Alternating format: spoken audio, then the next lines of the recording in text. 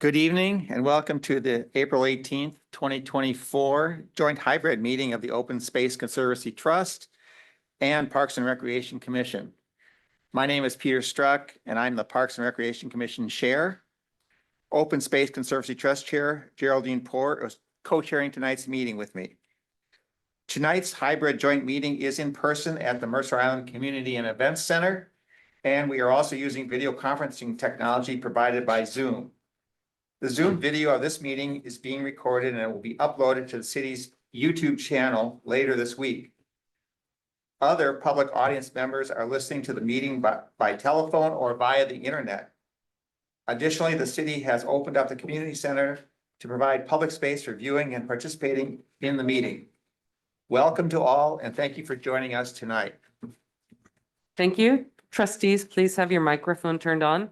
And if participating remotely, also have your camera turned on for the roll call. Will the city staff please call the roll for the Open Space Conservancy Trust? Thank you, Chair. Chair Poor, Here. Vice Chair Atay, Here. Secretary Bender, Here. Trustee Bursa, Here. Trustee Olson, Here. Council Liaison Jacobson, Here. Trustee Hildebrandt, Trustee Hildebrandt. Thank you, Chair Poor.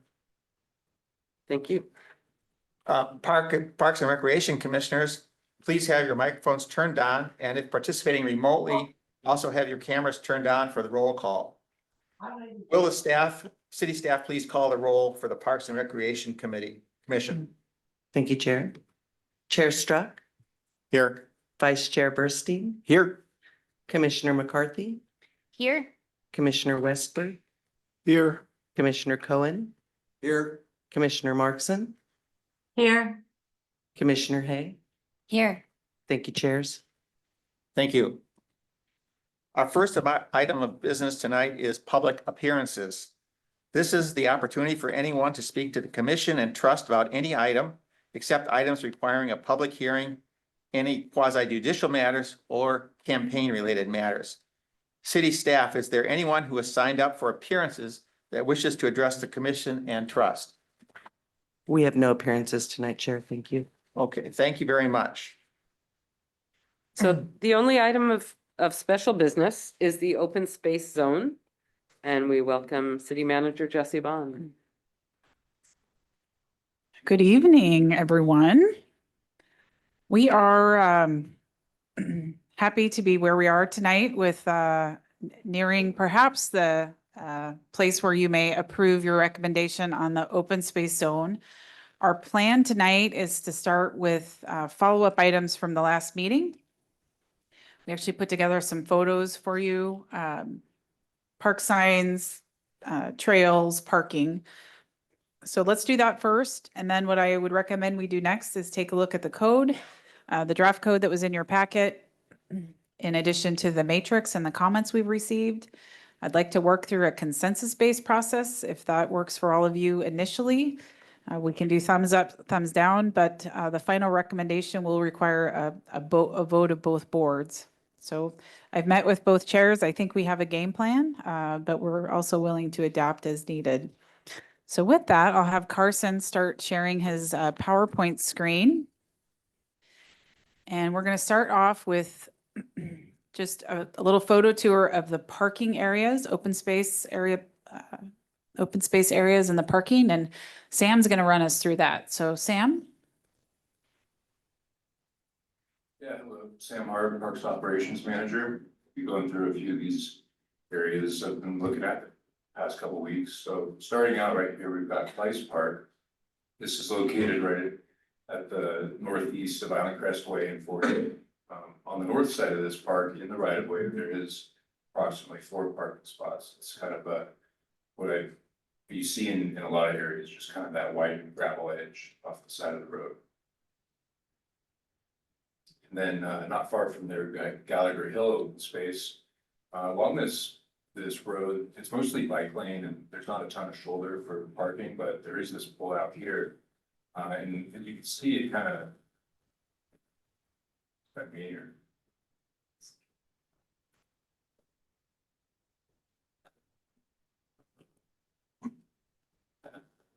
Oh,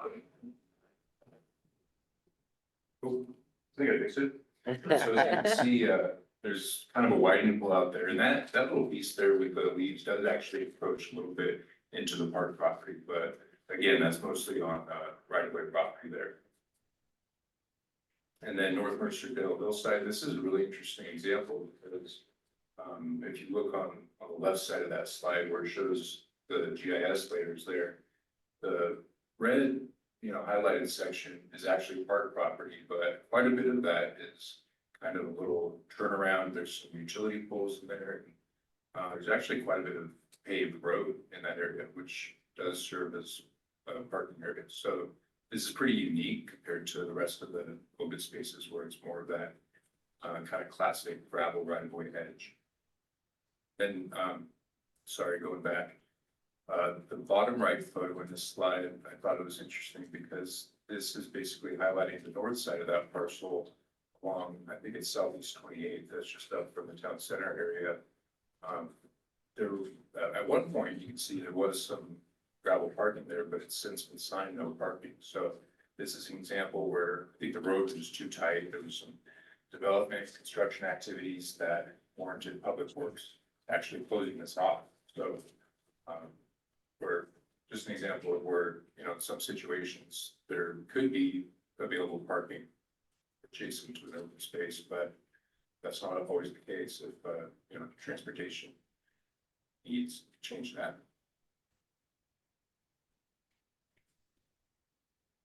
Are you able to close that screen? I can see it on, I think it's fine on this one. Then moving over to Pioneer Park, got the northeast quadrant there, and then highlighted down southeast 68. Should I take a brief pause?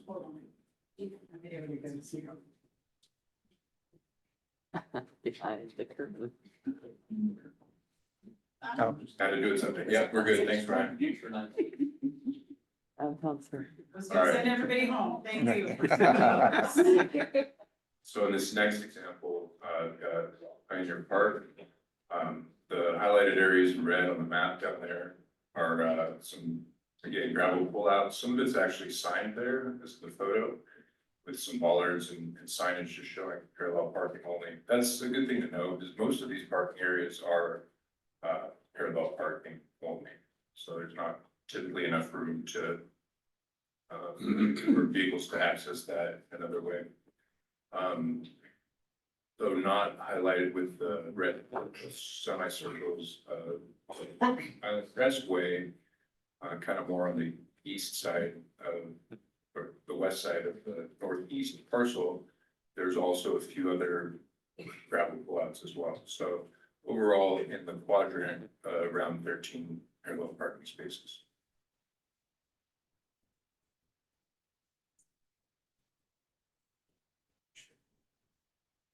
And moving on to the northwest quadrant, this is just an example of a picture of the sign and fence next to the parking area on the property line there. Most of the, well, all of the parking in this quadrant is along 84th there on the west side of the property. This road is pretty wide, so it offers both on-street parking as well as those gravel pullouts. The curb on that, along that edge, is sort of a rounded curb that allows vehicles to kind of come up into the right-of-way gravel area. We did also revegetate quite a bit of this through 2021 and 22. And it didn't really affect much of the parking because, like I said, the street parking is still available, but we were able to, expand the restoration of the park. And then moving on to the southeast quadrant, similar to the other quadrants, just kind of that classic gravel pull out next to the road. The picture there is an example of where the parking sort of merges into the trail. And it's kind of hard to tell where the trail begins and the parking ends, but about 12 parking spots approximately available in this this quadrant. Then moving up a little bit north of here, about Mid-Island, we've got Southeast 53rd Street open space. Going down the road there towards East Mercer Way, there's a pretty large swath of wide open shoulder that mixture of mud and gravel that extends into the right of way.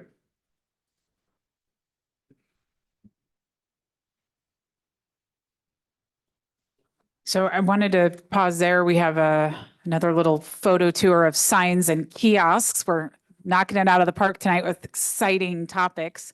But did you have any questions about parking or parking practices that we could answer right now? You're back and Yes. alive. Commissioner Westberg, you guys probably talked about this last week, but could you help me understand the difference between right of way and actual park open space property? Are they distinctive property types? Very good question. Lots of variety. It really just depends on where the property line sits. If we did our road layouts properly back in time, we have enough room for the road and usually at least an 8-foot shoulder. That shoulder usually falls under the category of right of way. In some circumstances, like Pioneer Park, the property lines actually run right up to the edge of the road. And so that's where we see some variability. But that shoulder area, that road shoulder, we've sort of casually called it right away, but it has become parking over time. Does that answer your question? So when we're talking about the areas that Sam was showing in the pictures where we've put gravel to allow cars to park there and not create a muddy mess or whatever, that's actually within the open space area of Pioneer Park. Yeah, in Pioneer Park, I think it's, For the most part, it is right of way. Yeah. Except for a few areas there where it does encroach into the open space, specifically along Island Crest Way. Okay, Most of these examples and most of the examples of parking adjacent to right-of-way properties are open space properties are right-of-way. okay. Thank you, that helps. Could we just have a point of order that Commissioner or Trustee Hildebrandt joined us? Oh, welcome. Thank you. And I had a follow-up to Commissioner Westberg. So in the case, I think it was, maybe it was North Mercerdale where there were kind of these gravel parking spots were technically in the open space parcel. So if we were, and maybe this gets into comments, but just from a fact standpoint, if we were to say no parking in open space, what would the city do with those parking spots? Would you just kind of grant, leave them there, not do anything, or would you cone them off and say, sorry, you can't park here anymore? Honestly, we probably wouldn't do anything right away. It would become not a non-conforming use. Okay, And then at some point, if we decided, through a commission recommendation or the council or the staff recommends abandoning that parking, we would look to the zone for guidance and we would revegetate the area and remove the parking. thank you. I think it's important. I saw some great questions come through in the matrix about what happens if and by the way, the adoption is still a ways out, right? It has to go all the way to the council. What happens if the zone is adopted and we have uses that don't align? They become legal non-conforming, which means they were there before the new zone was adopted. And then when improvements are made or we decide we want to address it, they eventually be removed. But what's important is, like in the example of this parking potentially becoming non-conforming, is we can maintain it. We can't expand it. We probably really can't renovate it, but we can maintain it as it is. Does that help? Thank you. Sorry.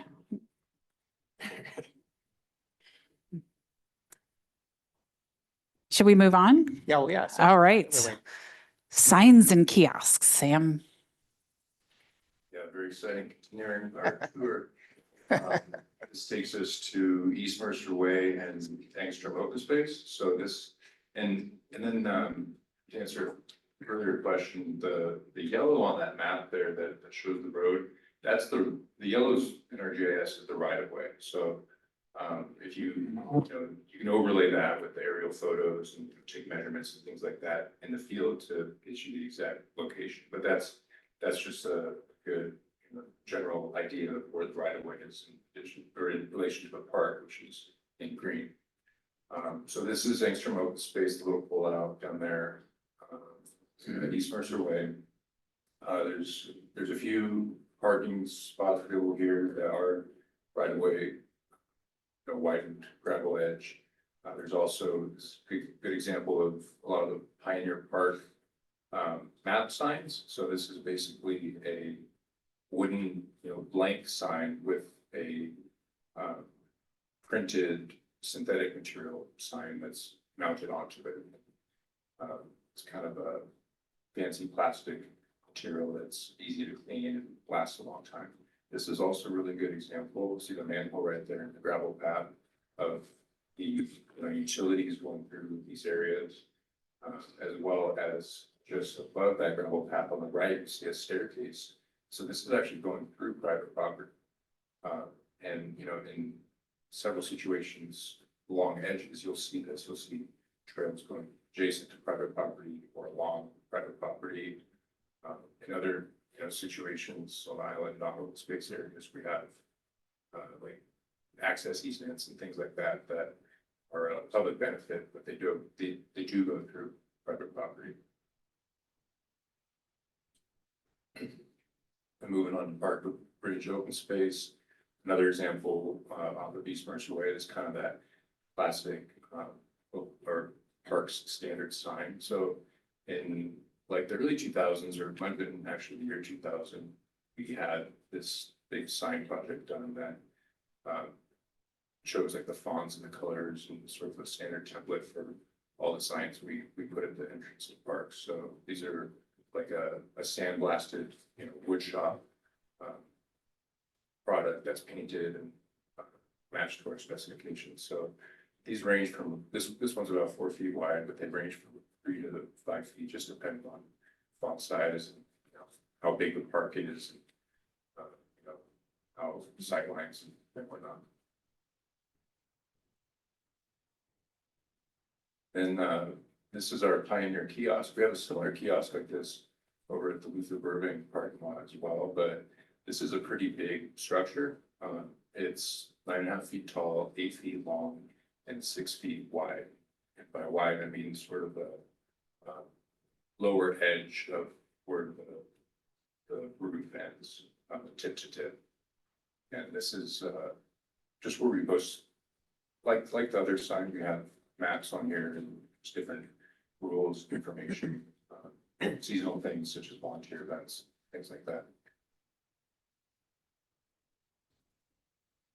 And again, we have a little bit of wayfinding signs. The one on the right there is in Pioneer Park. I think it's in the northeast quadrant, and it's mounted on like a round post. And these are more in the interior. Then on the left, we've got the Pioneer Park sign. I think that's close to 5 feet in length, but in width. That's right there along Island Crest Way. And here's an example of one of our sort of standard park benches. I think this one has a donation plaque on it. We have several donated benches throughout Pioneer Park and throughout the park system. And to the right of that, it's another sign or blank sign with the map on it. One thing interesting is that looking at this, it is a bit cluttered. So I mean, you can make the argument that maybe this should be more of a kiosk. Maybe it's a bit undersized for the amount of information we are trying to put on there. And then here's just an example on the left, Luther Burbank, the main sign there, three-way stop at the top of the hill, just down the hill from the community center here.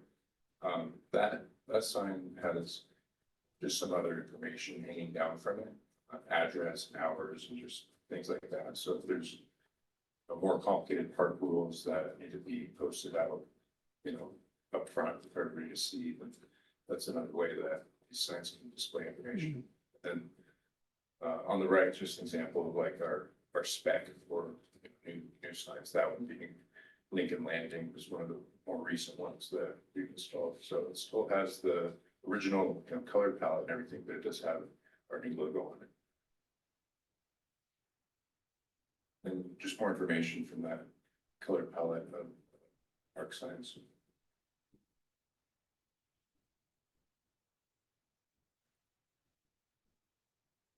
And then moving over into the bike skills area, this is a new facility for us. These are examples of more of the safety related signs, the reds and the yellows, highlighting where trails merge. There's a lot going on in a small area there, so it's important to kind of show where folks should go, and when they're moving fast, they can kind of have an idea of what to look out for.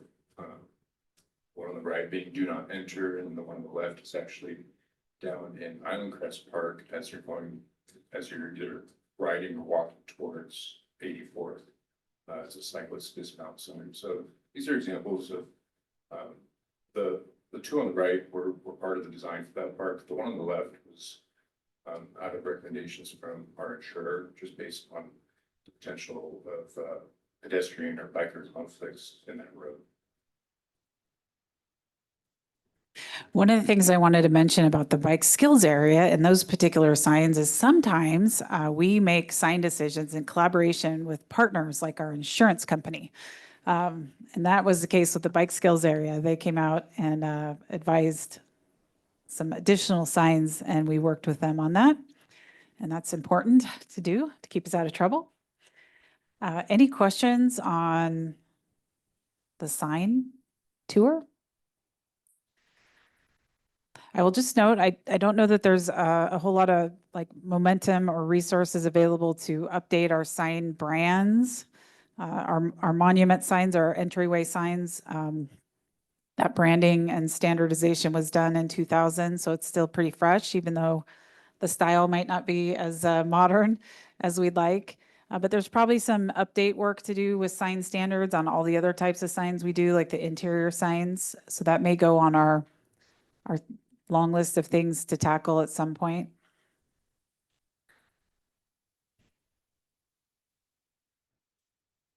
I do have a question about the sign code without looking at the entire thing right now. One of the recent signs that was installed at the bike skills area does not look similar to what we just saw in the slideshow.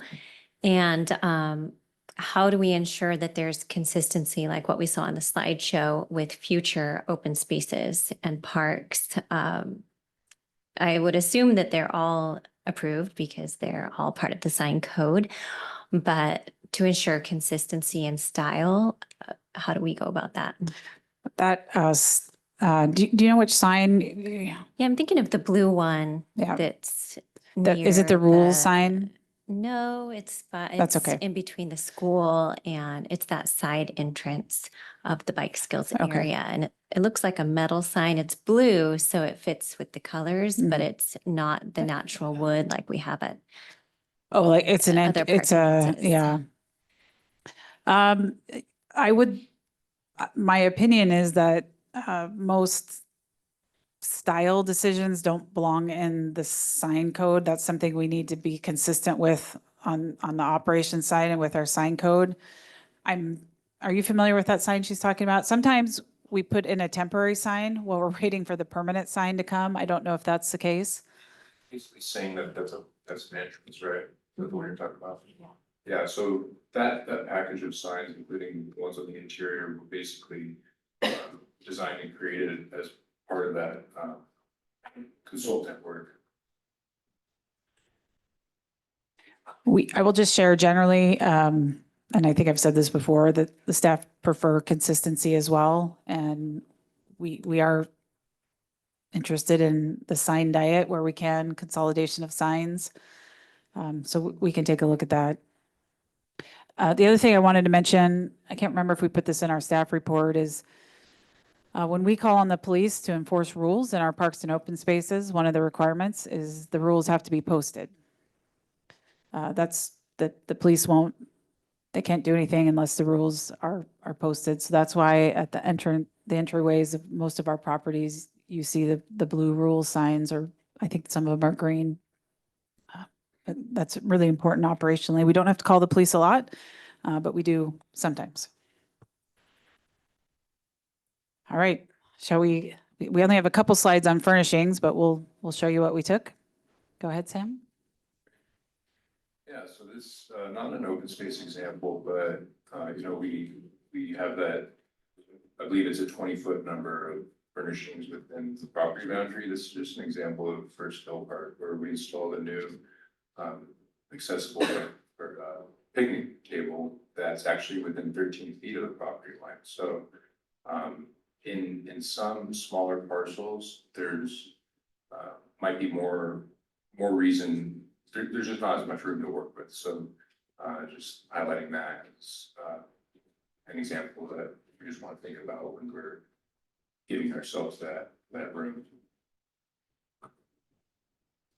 Then moving on over here, this is Pioneer Park, the northwest quadrant, just kind of across from the QFC area. This is a bench and a picnic table, and this is a little bit kind of like the example previously. This is further than 20 feet. I think it's more like 40 feet from the property line of the right of way. But again, you know, sometimes it makes sense that this is a nice picnic area. It's nice and open and everything. And this is one of the only picnic table we have in Pioneer Park. It's also near the mythical bird installation. That was our picnic table tour. So so the term furnishing, we've added under setbacks. Do we need to have a definition of that, or I just raised the question, maybe we can do that under discussion, but. Yeah. Okay. We'll remember to come back to that. Okay, trails. We had quite a conversation about trails at the last meeting, and one of the questions you asked us is how many trails are sitting on property lines? And I think that's what's in our next set of slides here, along with just some photos of existing trails. Sam, maybe I made that up. Yeah, there's a couple examples here. I don't know the exact number of every single trail that crosses property line, but this is a good example here. I was just over here today. This is Mercerdale Hillside, just coming down from First Hill towards Bicentennial. As you can see on the left, that's pretty much a driveway to private property, and we've got this trail staircase system going right along there. And then not adjacent to private property, but this is, you know, gates and fences right on that right of way edge of the property line. Southeast 68th Street right there, southeast quadrant of Pioneer Park.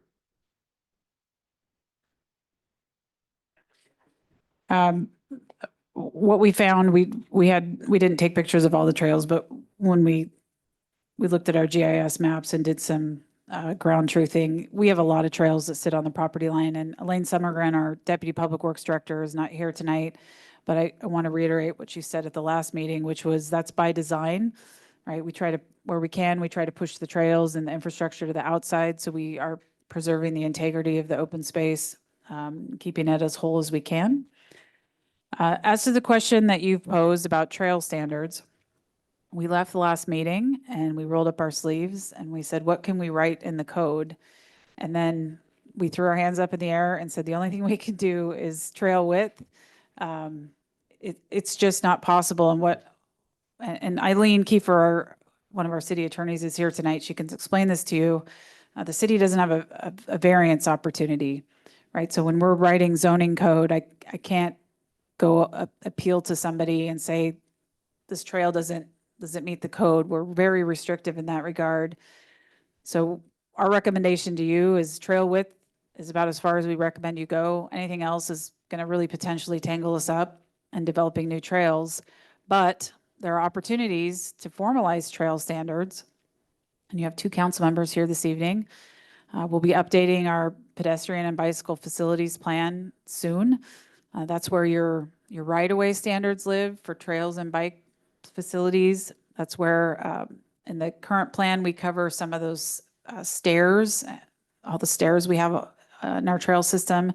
But there's also an opportunity to formalize trail standards for parks and open spaces. That's where I would recommend trail standards belong, not in zoning code. It also is perfectly appropriate to include trail standards in master plans. And I think Pioneer Park, as the Open Space Trust can convey, that they really have, that's a unique property, in particular in Inkstrom, and that perhaps is better served by very specific master plan documents that detail that. So that is why we ended up with just leaving it at 8 foot wide as the rule. And for those of you were here at the last meeting, you got to see the tour of all the different ways we have to build and construct trails. It's very complicated to translate that into a workable code. Next slide, and I think we might be done. Mhm. So if the council wanted to, you couldn't say, no asphalt trails, other than the one along Pioneer Park on, along Island Crest Way that's already there. You couldn't, why couldn't you do that if you wanted to? And you being mindful of ADA Mhm. kinds of issues, why couldn't you do that? You could, but you would never ever have a gram of asphalt anywhere, and we wouldn't have any flexibility in the event we needed it somewhere, even at, just, there is an asphalt trail right now in Pioneer Park, right on the edge, I believe. And it's intended to kind of pick up some of the bikes. So there, I think the thing to impress upon you is there's no going back, right? If you say no asphalt, there's never any asphalt. I'm not personally comfortable with that. I think there's times when you need a little bit of flexibility. Thank you. Marie? Yeah, thank you. So I think last time I suggested this, and maybe you can tell me why this wouldn't work. We could say the trail needs to meet the intended purpose, but in such a way as to have the least detrimental impact on the environment. And that leaves you to put an asphalt trail in if you need to, but it also says that's kind of the last thing we want to see.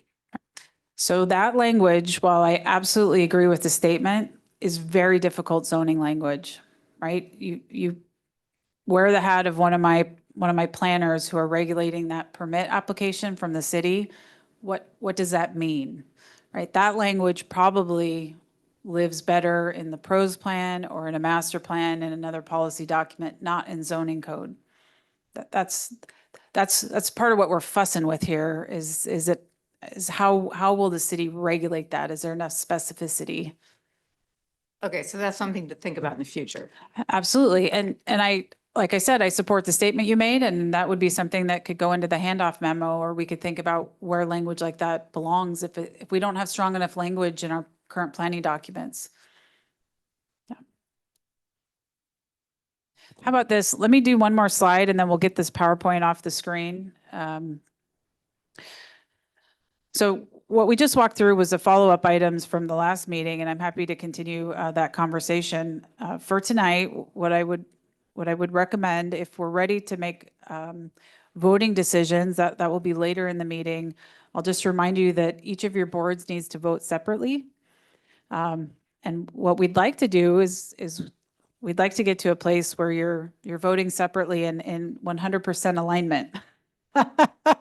If one board votes one way and the other one votes the other way, you'll be handing it off to the planning commission to choose between the two recommendations. So I met with the chairs.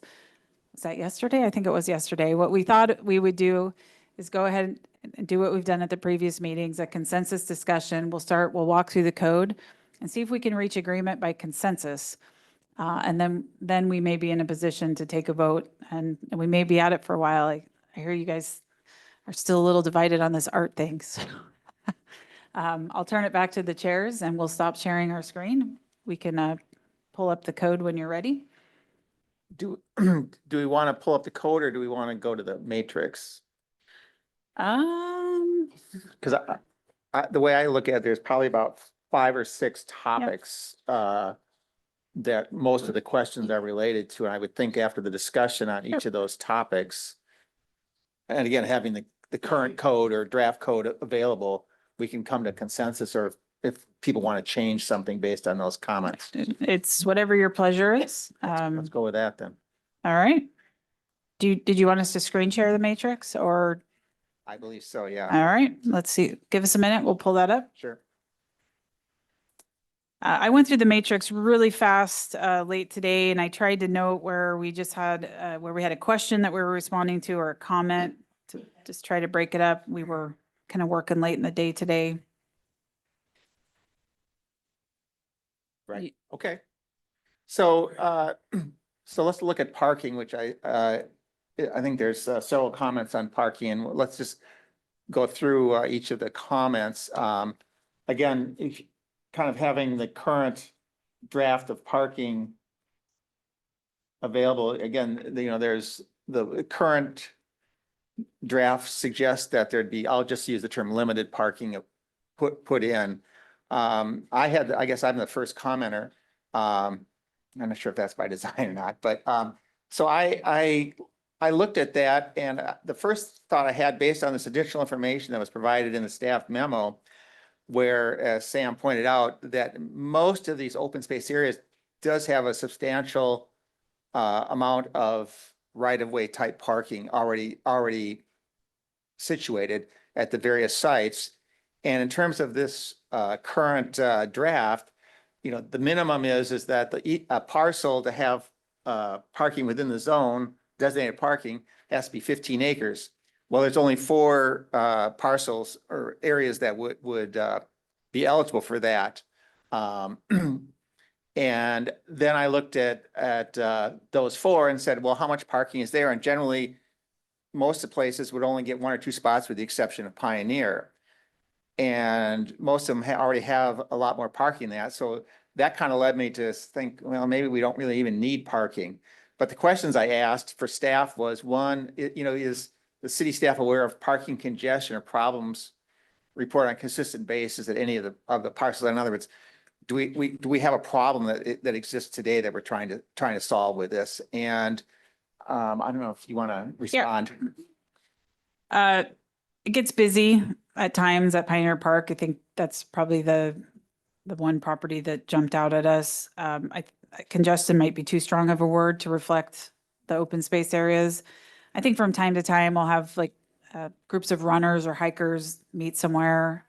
But if they're island residents, they've usually figured out where they can and can't park. We've been pretty good about, Sam was pointing out, when people are parking in areas that are making things unsafe on the roads, usually it'll take a complaint or 2 and we'll get out and we'll sign it. So we think we have a nice balance.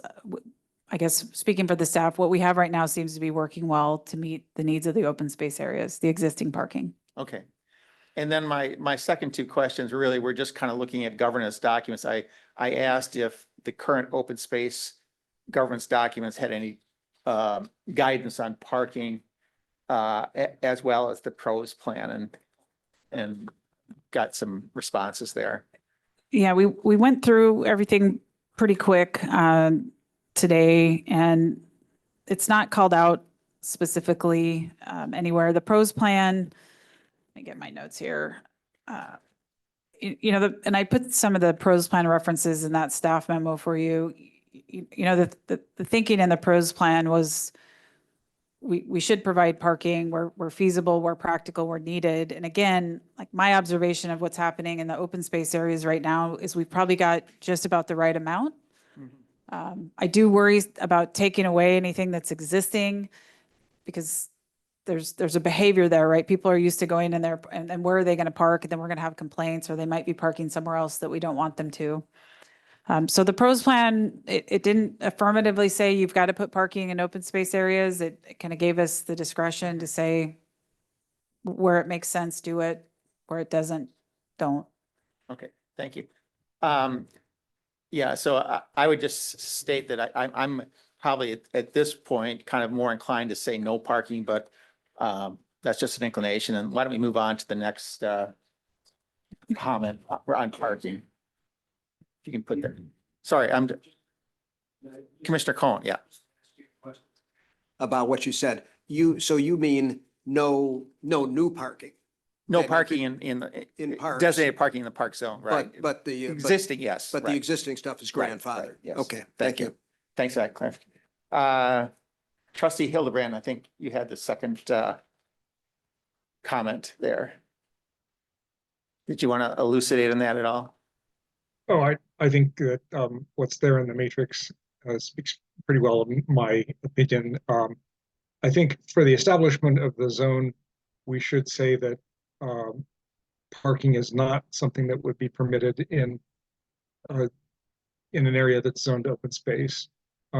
Especially given the information that we've gotten from the staff report that there's adequate, and in fact, in some places, generous parking available in the adjacent rights of way. Okay, thank you.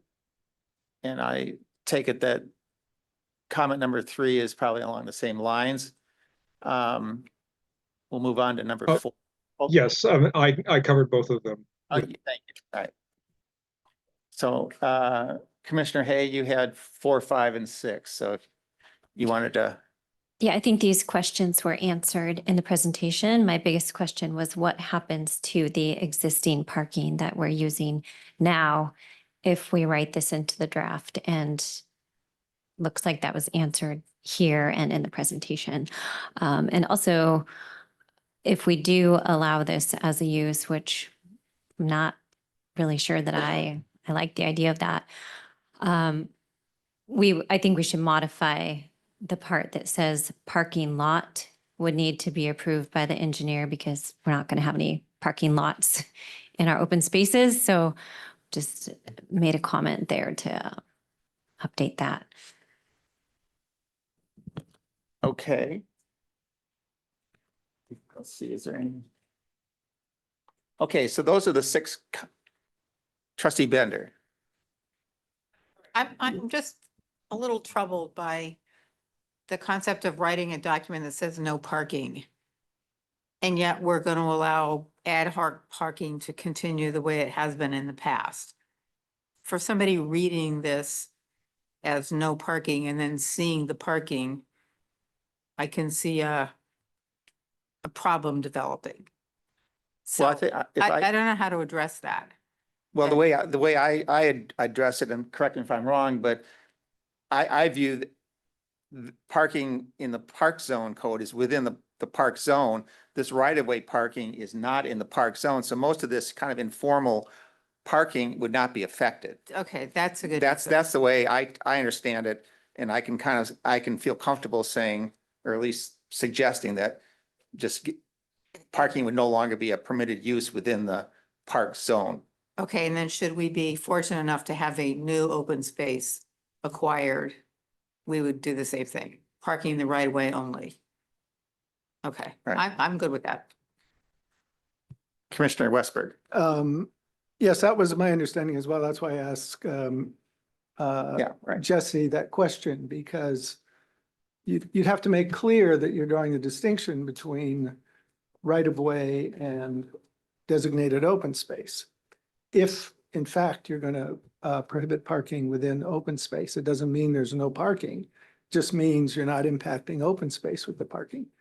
And there's a certain amount of education that would have to go on to let the public know that, well, where you're actually parking now is in a right of way, and that's okay. Yeah.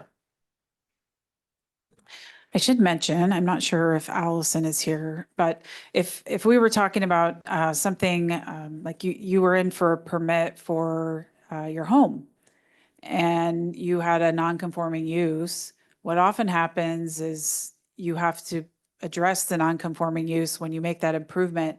The city follows those same rules. So when we go to make an improvement in an open space that may have a non-conforming use, the planning department would likely ask us to address those other matters.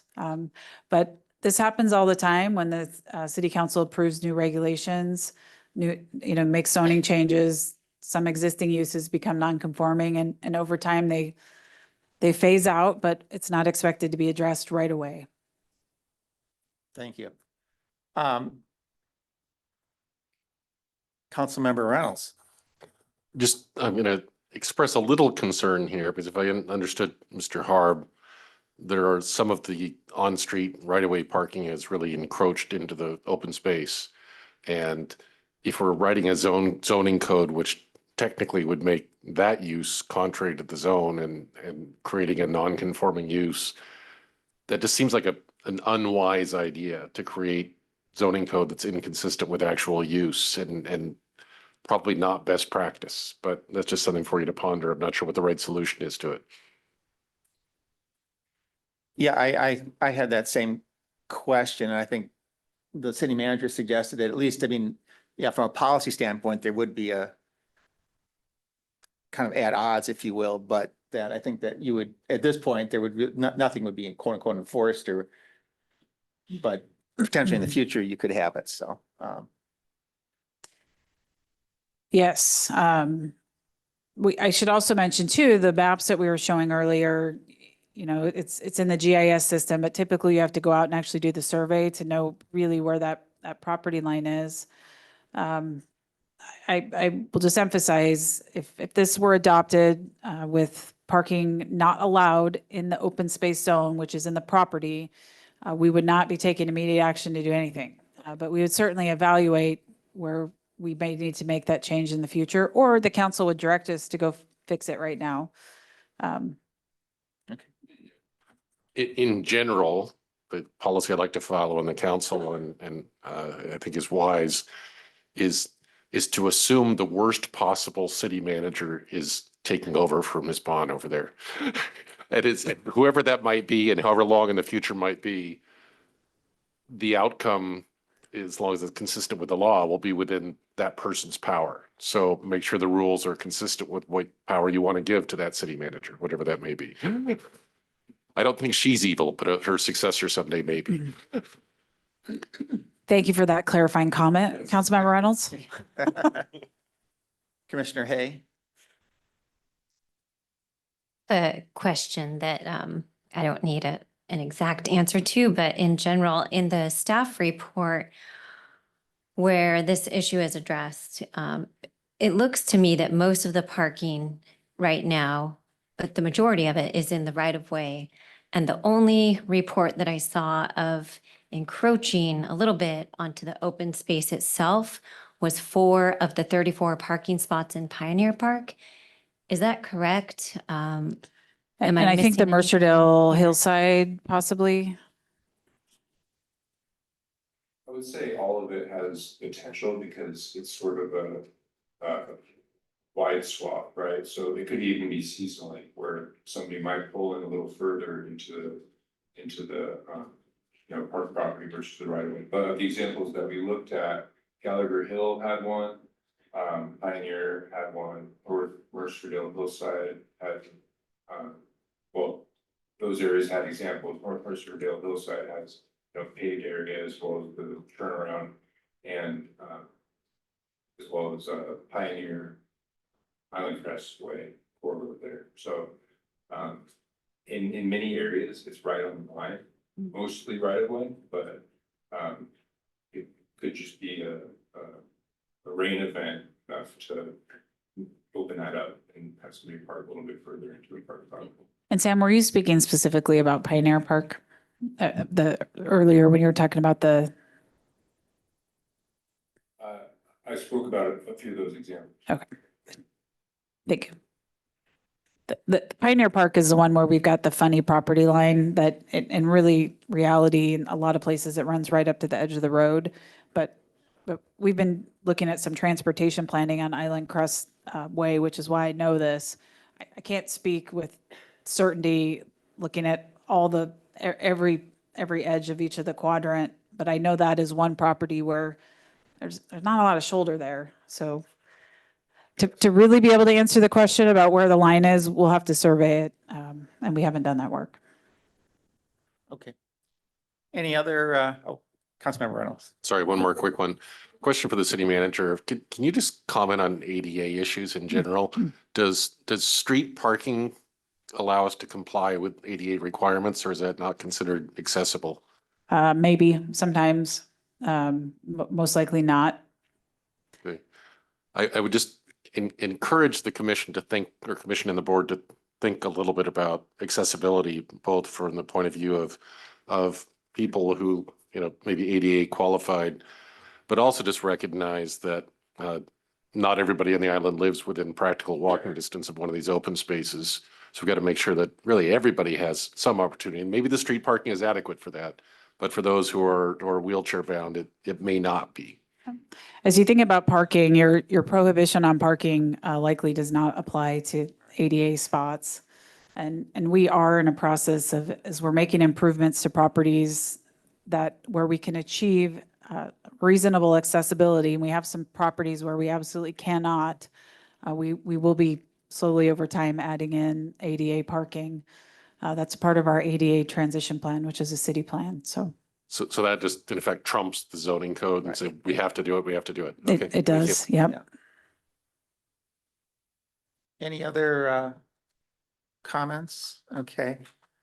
Well, I would like to just call the point that as I suggested earlier, I would recommend that we eliminate parking as a permitted use and recognizing ADA takes precedent in some of these other things. And that, as the city manager said, that at this point, everything seems to be working well and so forth overall. So can I have a show of hands of people that are in favor of that? So 1, 2, 3, 4. Okay, I believe that's consensus of the All right. for no parking. I had 2, 4, 6, I had 10. How about So, yeah. Yeah. Oh, You had Sarah and Carol. So you jumped ahead of us a little bit. Did you want to do that now with the code, or did you want to keep going through the matrix? I mean, I'm happy no, to. I wanted to get a consensus on each issue. Oh, Rather okay, than trying to okay. wrestle them down. So what was the? Well, I think with 10, we. Yeah, it looked like based on the room and Yeah. the screen, you had a majority. Yeah, definitely. Okay. All right. Okay. Yeah, let's take the next one. We're on to restrooms and we have a comment after. Can you share your? Sure, my comment was about the height and width, or the height and square foot measurement here. And I don't have a particular opinion about the size that's being recommended. I just wondered if that would work for today's standards, because it was based on the building that was built maybe 20 years ago. Is that still going to work based on today's building standards? Y'all have had us a little nervous about your opposition to buildings, so we went really conservative when we wrote the code.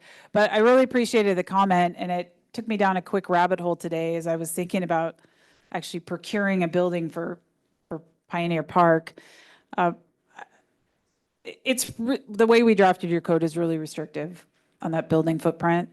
If I were to do something, I would maybe just take out the height limit, because that would allow us to, procure a building or design a building with different, roof styles and things like that. 200 square feet is pretty small. It's a pretty small building, but if, I think a standard let me say this, I think you should have a standard in your code. I think we should absolutely put a standard in. We should name a size. If you want to give yourself a little more flexibility, and the only place this building would go is in Pioneer Park, and the trust would have the authority to make the final decision. So this is kind of a multi-layered cake here. If you wanted to bump up to 300 square feet and drop the height limit, you still have a trust that's going to oversee that potential future decision. Would 200 square feet accommodate an ADA accessible restroom? Probably one single stall only, approximately, maybe. It'll be similar to the little teens. Yeah. Single bathroom with a little storage closet in the back. That kind of thing. And that's ADA. That's it, yeah. So I think given that information, I would be in favor of removing the height, the specific height call out and deciding on an appropriate square footage. And I don't have an opinion on what that square footage should be, because again, we're only talking about one location where this would exist. And I just don't want to write a code that's not going to work in actuality. So, what we did on the last one was do a thumbs up. Are people? Jerry, you might need to lean into your mic because the folks online can't hear you. There you go. Please. That to you. Oh. I just wanted to add that I think that having one stall seems perfectly appropriate if it's ADA. It's because we've only ever had the one porta potty there and yeah, and everybody can use it. So I think that's a great idea. So any other thoughts on restrooms? So general thumbs up on where we are landing here today now? Great. So is that a thumbs up on keeping 200 square feet and removing the height? Yeah. Yeah, that was my question. What are, Well, what yeah, are we I'm- thumbs upping? Well, Yeah. that's the, I mean, so Commissioner Hayes, so you said to eliminate the height restriction, got that. But that, so now we're at not be larger than 200 square feet. Are you comfortable or is that, or should it be larger? Sure, I don't, because I've never built one of these, I can't say that I have a perfect square footage in mind. I guess I would look to staff, if that's a reasonable, I mean, it sounds like that's a reasonable maximum to consider. And again, this would go through the process of the open trust, I looking think at it. 200 square feet gets you a single stall restroom with maybe a little wiggle room. If you felt like you wanted a little more wiggle room, maybe bump it up to 300, but just remind yourselves that the trust is going to make a final call on it.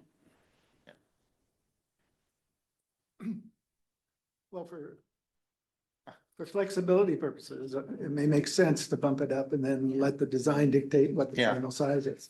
And Don? Yeah, I don't agree with that.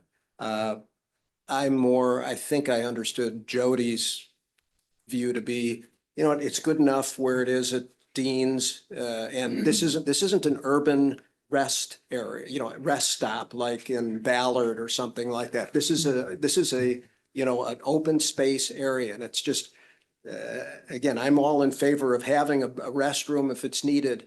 But I think Dean's is high enough and it's big enough and it complies with legal requirements. So I'm not in favor of eliminating the height restriction, nor am I in favor of increasing the 200 square foot limit. Thank you. And Marie? Well, I mean, am I on? Yeah. Can't tell. Yeah. I'm just sort of thinking about mom with two kids trying to use the restroom. I'm not sure the difference between 200 and 300 square feet has a huge impact on the open space, as long as it's all one building and it looks good in the park. So I think we ought to think about all who might be using it. And if it's a permanent building, it's likely to get used more often than the porta potty that's there right now. It's going to be viewed as a restroom in the park. So I don't know. I'd be inclined to make it a little larger and let the Open Space Trust Board finesse the details. Looking around the room, any other comments? So I think a Oh. couple people, Thomas. please. Just for context, I built a shed in my backyard, which has an 8x10 footprint. So it's 80 square feet, and there would be enough room to have a stall and a sink in that, and also access to get in. So 200 square feet would be sufficient for having a two-sided restroom and possibly a little bit of storage space as well.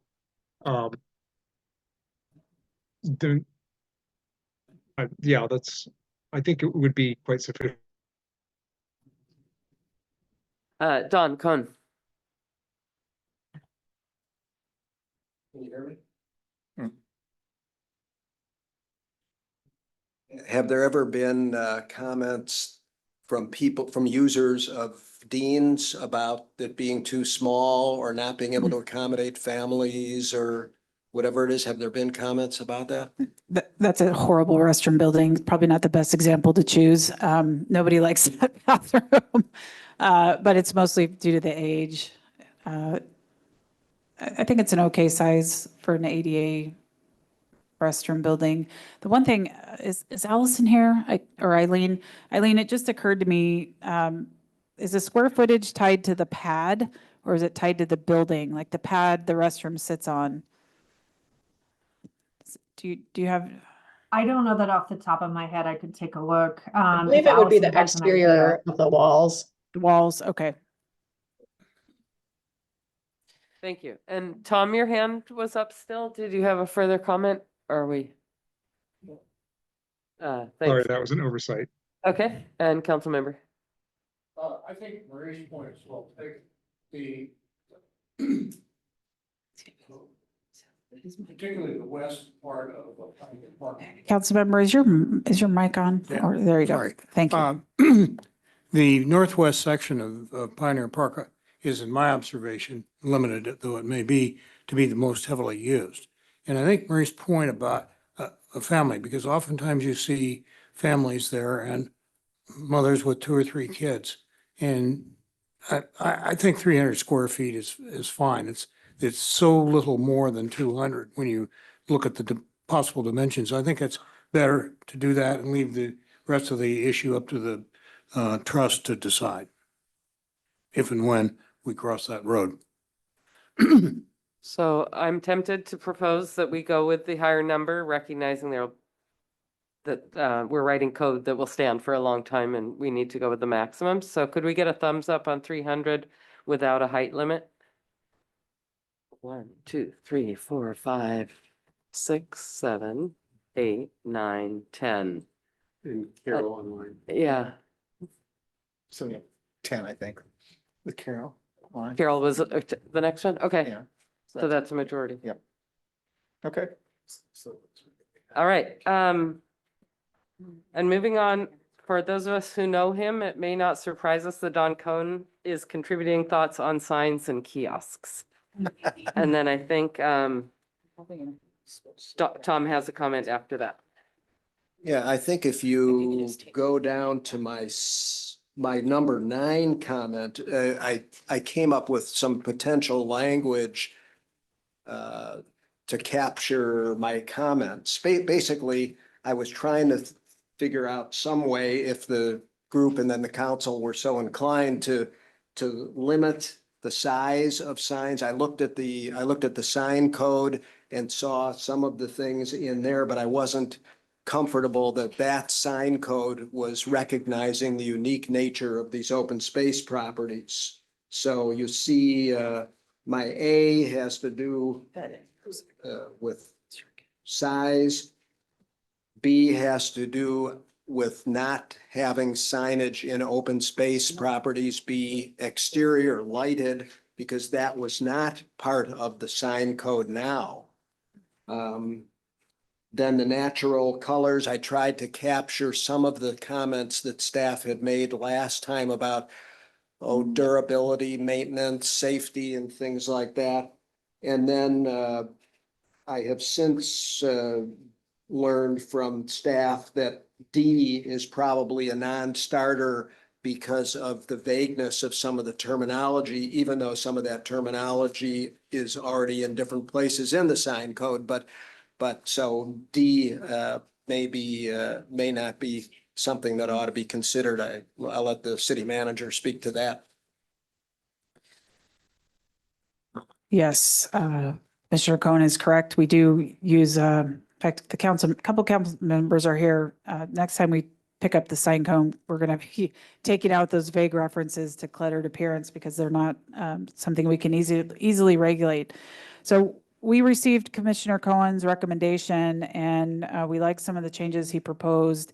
So I'm going to have Carson actually switch over and screen share the code because we we drafted off of Commissioner Cohen's language with some slight modifications. So give us just a second here. The sign code section. And maybe if you could make that just a little bit bigger. So the language that we would propose, it's pretty similar. As, no signs larger than 3 square feet other than at an entrance. Where a sign shall be not larger than, we have that blank still, so we need to do some work on that. Exterior lighted signs are prohibited. And then we left in the natural colors shall be required unless necessary for public health, safety, or maintenance. The piece that we did not include was D, and then we've also taken out natural materials. It's an impossible bar for us to meet in a zoning code because most of our signs, many of our signs were transitioning to something other than wood because we just can't, we have to maintain them for graffiti and things like that. So this was the, thank you to Commissioner Cohen for getting started on that. This was our recommendation. Could I ask a clarifying question about natural colors shall be required? Is the deep blue that we're talking about in the site plan considered natural? You would probably laugh about the conversations that have gone on with the staff. My initial thought was in our definition, we did not include blue. And then we started talking about lakes and skies. Exactly. And it got a little silly. So what we've talked about is we do have a brand at the city that uses a variety of blues, both in our signs. You'll see it like in our PowerPoint templates. I think over time, if the open space sign brand changes to something more natural, that's okay. If you would like to keep this in your zoning code, you have my support. Doesn't mean we're going to go change all the signs out. It just means over time, like the next time we do a sign update, a big one, that we would do different branding with something natural. So I don't know. What do you guys think? Is blue a natural color? No, it's not as defined. It's browns and greens in the definition. So yeah, this is Don Cohen. So if the council adopted this with the C written and you wanted to put another sign in Island Crest Park, like the ones now, other than the safety ones, but the ones of sort of rules of the road kind of things, you couldn't put a blue one up, right? That's the way I would read this. So we would be transitioning. A good example is if one of you goes and drives through one of the entryway signs tonight, and the zone were in place, we would not be able to replace it with one of the blue standard signs. We would be changing the colors out. I am a little nervous about that, but I think it's overcomable. If this is important to you, then we've decided we can make it work. Mr. Mercer. Regarding blue, I would like someone to tell the stellar blue jays that come to my feeder that they are not a natural color. I mean, there are plenty of examples of blue, as you said, lakes, sky. So I see blue as a natural color, and I'm colorblind, by the way. So it seems we could address this on the definitions section where we talk about natural colors. If you would like to add blue to the definitions, it would certainly make our operational life a heck of a lot easier in implementing the zoning code because we use blue everywhere in the city. It is, I'm not sure if it's officially our adopted color, but it's certainly our branded color. Okay, council member. And then. Yes, it seems to me the uniformity of color has a lot of virtue. And to start in a new system makes very little sense to me from a cost or other standpoint. So I think we should either define natural as including blue or something so that we can continue to have the same kinds of signs all over the place. And if somebody sees something blue, you say, well, that's a sign. And that's going to talk about my behavior or where I should go or something like that. So I think I think continuing or having consistency is a big virtue. Rory? As I read through the draft definitions, I made a change to that one to include blue, but also a color that's near and dear to all of our hearts, gray. In the definition section? Yeah, What color? gray. Gray. Oh. While we're having this conversations about signs and kiosks, could we hear from Tom Hildebrand about comment number 10? Tom, is there anything you wanted to bring forward?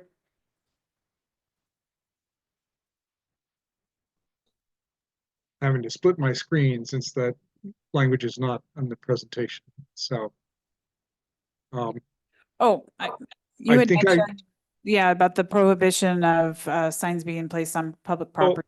Yes, I think there was some concern in the discussion last time about whether the regulation or whether a lack of regulation of signs would permit like private signage in the park. So I was just pointing out that the city code already handles this in another section. And the city manager agrees. No comment.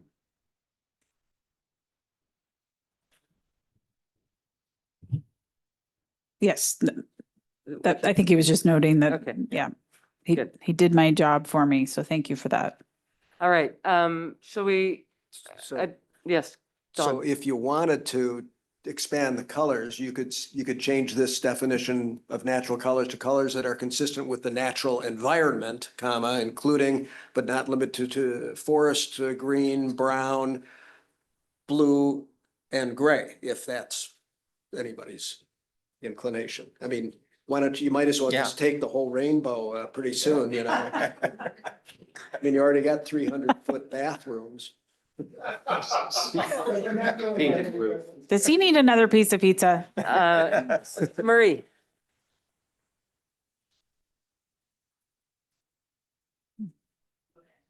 So Don, I said you would allow us to have dandelion green or yellow on a sign because Sorry.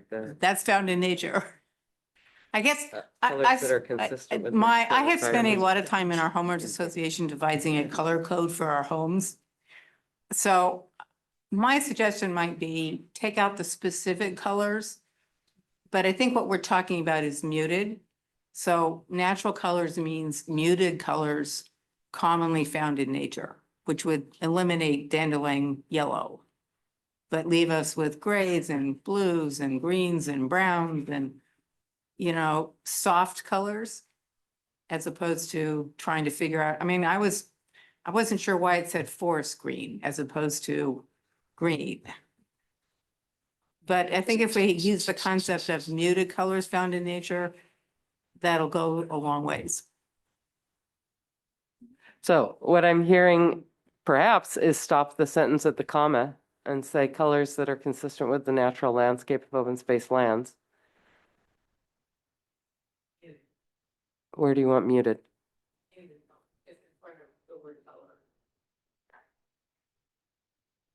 All right. Does that make sense to staff? Does staff have, staff comfortable with? I'm indifferent on the use of the word muted. I'm just looking around the room for heads, nods Yeah. before Carson starts typing. Okay, so Um, could we have a? why Well, don't you my go ahead concern and now type is we it? have natural colors at the beginning, so thank you. Muted, Colors that are consistent with the landscape of the open space lands. period. So now that we are about to see that on the screen, can we get a thumbs up? People are comfortable with this, thumbs up? Ooh. Is there anything we can do to bring you two along or? It's okay with me, but I'm not embracing. You're not embracing it. All right. All right, in the spirit of moving forward, I'll hand the chair back to. Well, I think we still need Oh, to go back kiosks. to the definition, or not away from definitions, back to Back to the sign code. back to the signs, and I think if we could just put up kind of Oh, the that was- revised language Yes. that, Thank you. so there you can read it. So we left, Sam, did we ever land on the square footage of our entryway signs? They're variable. I think at the biggest, it's almost 10 feet probably. 10 square feet? No, it's got 10. But I mean, we're not including the kiosks, right? No. I mentioned, this is Don Cohen, I mentioned 25 in my comment because I picked that up from something in the sign code, 25 square feet. I certainly am willing to go as low as you want to go, but I didn't know how that was measured, you know, whether that was the basic sign or the posts or whatever it is. So, but I was thinking of, you know, one of those Pioneer Park entry signs that I was trying to accommodate that. But then you showed us pictures. It shows that there's different sizes, so that undercut my thinking. There is different sizes, but for what we have now, I'm pretty sure we don't have, considering, you know, the rectangular square footage of that, I think everything's been most.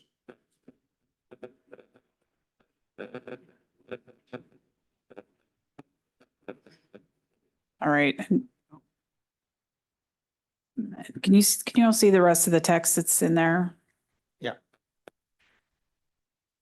Okay, and then the kiosks, which is on the same topic, was there any?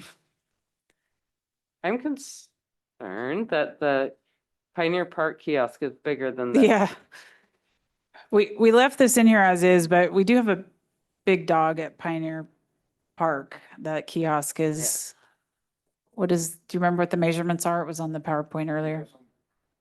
It's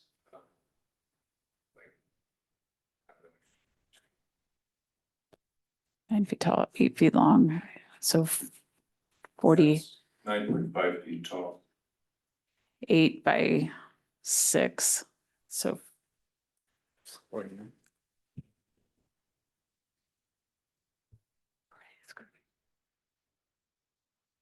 Councilmember Reynolds. My inner math geek is gonna jump out in the kiosk comment and say, I don't know what 10 square feet means in the context of a three-dimensional shape.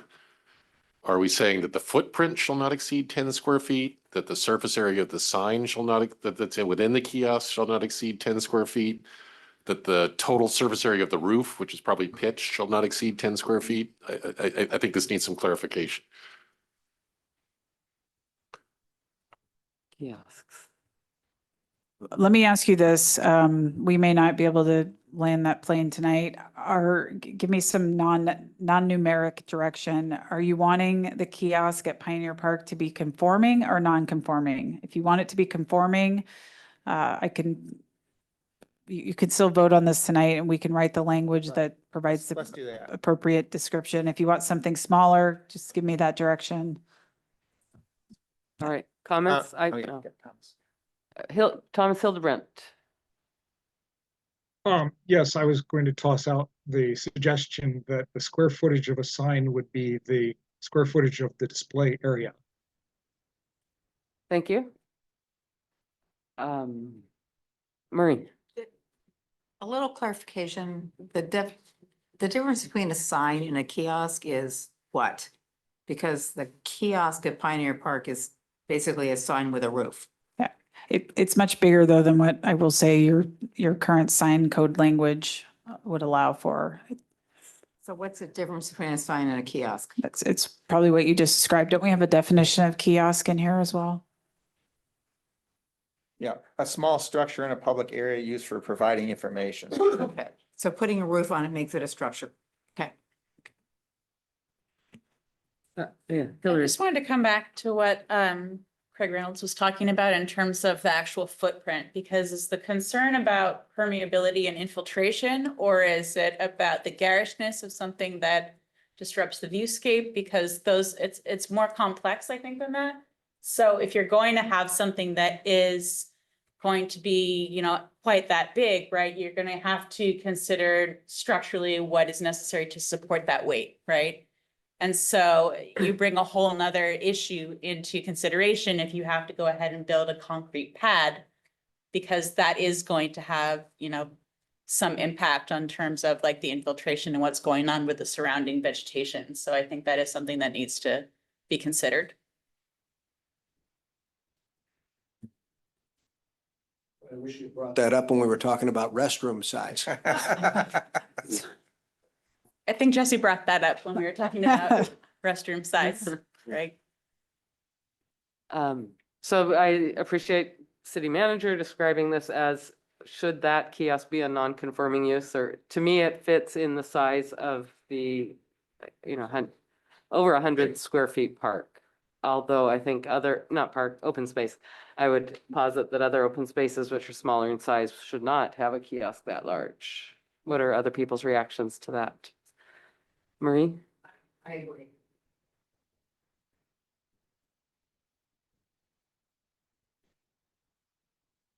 I agree, we should consider it as a conforming use and base measurements of the. We don't have other kiosks. That is the largest kiosk in our system except for Luther Burbank Park, I believe. Correct, yeah. And if we're going across or go with the definition of the usable area posting on it, it's around 22 square feet. The concrete pad you're referencing? No, like the actual The, surface area of posting information. so I think the question is, would we want staff to proceed with a two-tiered one that says kiosks of this size allowed if over 100 acres? Don, what was your thought? I think so. I mean, as somebody said a minute ago, the place where the kiosk in Pioneer Park is right now is, you know, it's an open space, and maybe it's okay there, but I don't think you'd want it in, the Hollerbach open space, that size. Other comments? I don't know if this is reassuring or not, because Councilmember Reynolds talked about a future evil city manager making bad decisions. Kiosks are really expensive to build and maintain, and it's not often that we want to put in those giant kiosks. We really usually prefer a much smaller structure. So I don't see a scenario where we're going to put in those big kiosks at other places. If you want the two tiers, we can draft it.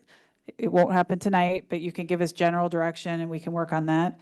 Otherwise, just set your upper limit and know that practically you're not going to see those big kiosks everywhere. But I understand why you might want the tier.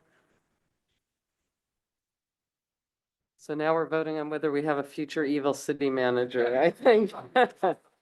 So, my proposal is that we give a thumbs up on that being the maximum size in an open space area.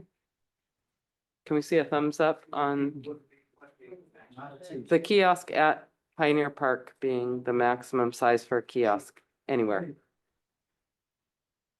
No. You would prefer a two-tiered system? Something, because one of the reasons that kiosk is so large is because it was very early in the life of letterboxing and other things in Pioneer Park and the Open Space Conservancy Trust. And so people, as I recall, thought, okay, there's a lot of stuff to post. You know, it's whether it's Earth Core being there, Yeah. whether it's just that. I'm not saying those things are invalid purposes now, but that's one of the reasons it was made that large. I think it becomes too large for smaller, Yes. more Yeah. secluded areas.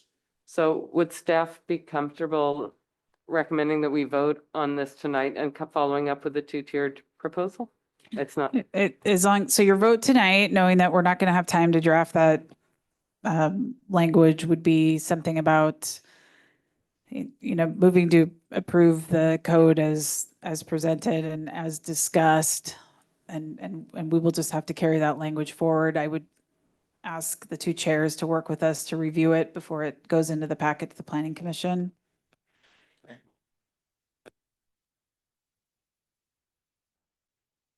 So the thumbs up to right now, please, would be an appropriate, that the current existing kiosk would be a maximum for an area over, perhaps over a certain square acreage. Kiosk of Pioneer Park surface area. And do we need to give you guidance on what a smaller? No, we're saying, perhaps we're saying no other kiosks.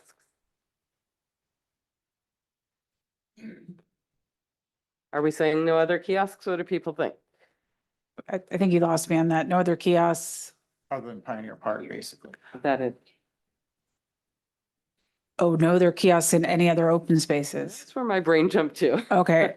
But let's I- have a quick discussion. Oh, Yeah, I'm going to ask you to reconsider that. Okay. That the kiosk is in your open space areas is where we post your rule sign, and we have to put those somewhere. I'd rather have them on a Fine. aesthetically pleasing kiosk. Do we need to have a discussion that gives guidance on what size is appropriate for a smaller kiosk? I will ask you that. I'm pretty sure we can lock that down and keep it a nice modest size, but I want you to feel comfortable. Consistent with our other smaller kiosk signs, kiosk structures, sorry. Okay, Yeah. I'm comfortable. Yeah. Consistent with others. Consistent structures. I'm lost of where we are, sorry. Okay. So we're addressing item 2 on the screen. I just didn't follow the last set of. Yes, exactly. I pulled something out I of mean, thin air. So, Because we got two things. One is, if we're gonna have two standards, we gotta decide what's the acreage difference, okay? Is it the 100 acres or is it 15? Because if it's 15, there's a lot of open spaces included in that. Yeah, no, if it's 15. if the There's acreage limit is 15, then three. there's 3.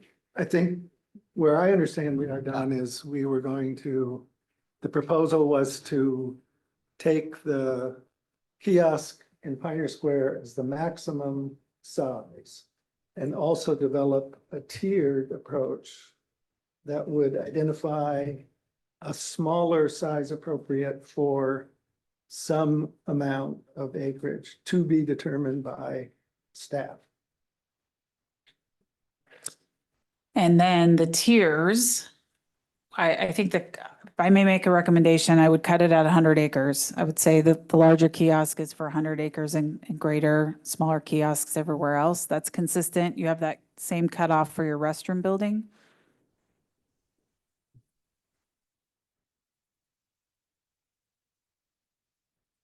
I see some nods, I see some thumbs. So greater Okay. than 100 acres, the as high, oh, Murray.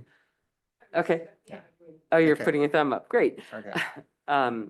Greater than 100 acres would be the maximize of the sign that currently exists, the kiosk that currently exists at Pioneer Park. Less than 100 acres, staff will find an appropriate size and based on the discussion that we had tonight. Consistent with kiosks today. Do we have a thumbs up? We have. Staff would be running that by the two chairs, right? Right, I mean, yeah. Okay.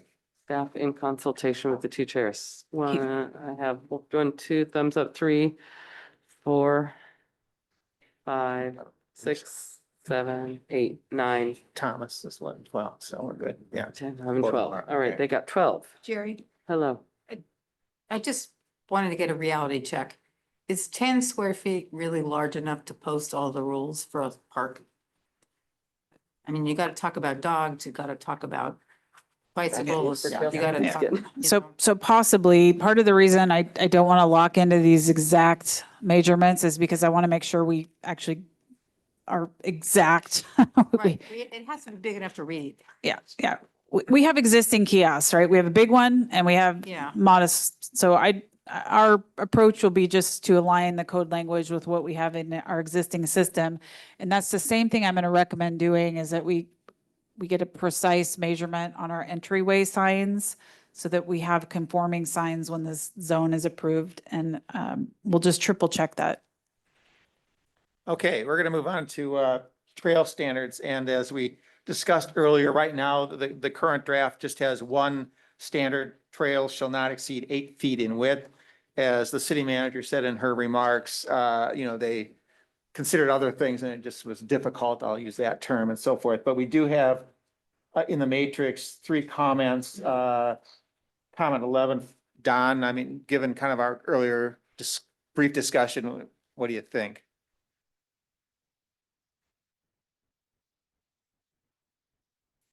I'd like to have something, but if staff tried and was not able to come up with something in addition to trail width, I can live with that. Okay, thank you. If I, Thomas, you had a couple of comments. Anything you want to add? Well, the main point is that I don't think that the precise standards for trails belongs in the definition of the code, that should be exported to a separate document. And so the suggestion that it be determined by engineers on site is consistent with my thinking. Okay.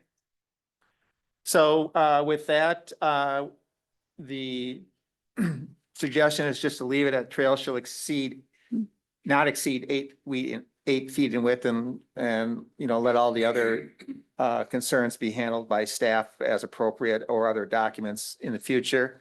Everybody comfortable with that? Thumbs up. All right, thank you. All right, now we're gonna go to public art. Go ahead. Oh. Heads you win, tails I lost. Right. Okay. So let's just kind of review right now the public art, the way it's drafted. Public art shall be limited to placement in open space lands larger than 15 acres. So remember, that's only four parcels. And there's no more than one art piece is allowed. And city manager, I think in those 4 parcels, I mean, we've got what, 2 of the parcels already have an existing art structure, maybe 2 don't. Is that a? yes, you all did some work on this. Do you want to report out? Yeah, it's just the northwest quadrant has those pieces of art. Right.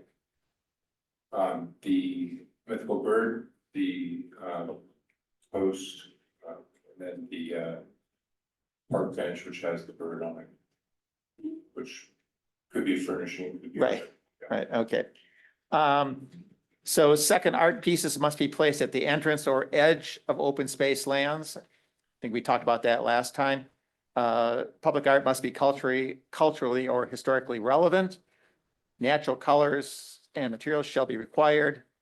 Public art should not exceed 7 square feet and shall not exceed 12 feet in height. So that's kind of the current. So let's see here. We talked about 14, where are the pieces currently located? We just talked about that. Comment 15, Don, do you asked about whether public art should be permitted in open spaces at all. I mean, it's. Yeah, I'm still leaning toward not permitting it at all. Okay, we'll just keep I think I'd prefer to just kind of run through the comments here and then Marie, I'll get from you. So Don, 16. When I said, and if it were going to be permitted, I suggested some in the code itself to earlier in the code to have it say limited public art or something like that. It's not, it's before this. Oh, in the, specific yeah, part. okay. Yeah. Thomas, you have a couple, 17 and 18. Yes, the point here is that development of code is aspirational, so it should reflect where we want to go, not where we are currently. And that was backed up by comments earlier by the city manager saying that if we decided that we wished to exclude public art within open space zones, then existing installations would be non-conforming. So they might be removed after nature taken its toll on them, and they couldn't be maintained anymore, but I wouldn't advocate for removing them outright. And I think, well, yeah, that's my comment. Right, and I think that I think the understanding is they wouldn't be removed outright. Okay, and then, Paul, you had a comment. Sure. So just for perspective, we're talking about a maximum size of a piece of art in the code. And that doesn't mean that all art has to reach that maximum. So you can easily envision something that might be very small, but still has an artistic feature at an entrance or in the boundary edge of the park. To me, it seems that we have a process for installing art in any park, including the open space. We've got an arts council, we have a city council, we have city staff. And I cannot envision, nor would I recommend that our open space parks become a gallery. But I also don't want to limit something that we haven't anticipated in the future. And that we are a small body representing the entire city. And those parks have to be accessible for everybody. And they should have features within them that appeal to the broadest section of the island residents and those who visit. So that's why, the comments on where the existing are non-conforming, I'm okay with that, but I could also see future pieces of art being commissioned that are totally appropriate. And the other thing I would also add that I mentioned was not only having a cultural or historically relevant perspective, but also natural. So I can envision somebody creating, commissioning and having it accepted, some representation of some of the natural fauna or flora that exists in the park. So it might be representing one of the woodpeckers or thrushes that exist in the park. It could represent the ferns that exist in the park. And I just appeal to everybody to think about the future and those that may have a vision that is appropriate to the open space, that goes through a very rigorous process that's outside of our commission and board to be put into those parks. So, Paul, are you suggesting then that the kind of limitation, no more than one art piece is allowed, you would eliminate that? Is that? Yeah, and I think it should reflect what the current process is, going back into the code for the Arts Council. And then that in turn goes to the city council for approval. Okay. Well, let's take, oh, Marie. So I largely agree with what Paul just said. And I would reflect on what happened in Pioneer Park when the Peace Bowl went in, and that was proposed by the Arts Council, but had to be approved by the Open Space Trust Board. We had quite a long conversation about where was the most appropriate place for it to be placed. So the Arts Council and, Marie, is your microphone on? you know,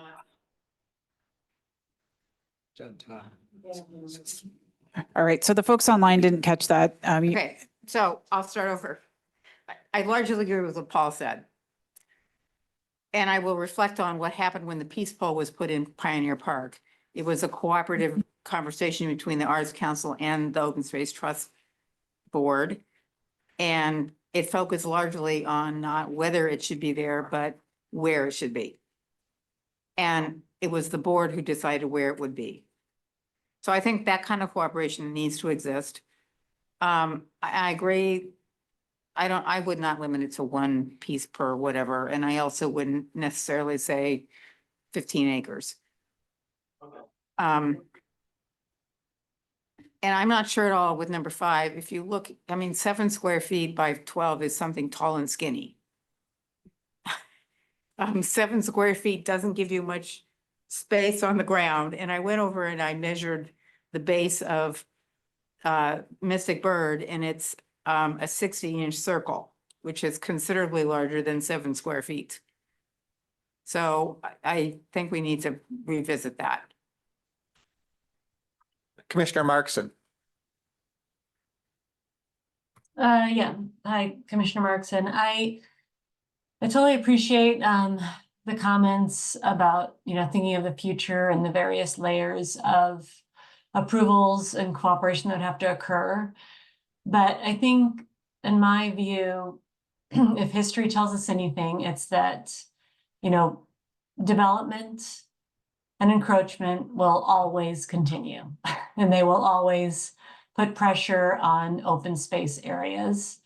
And this is the one time that we can develop criteria that ensure those open spaces, this particular zone is the one spot where things aren't able to encroach easily.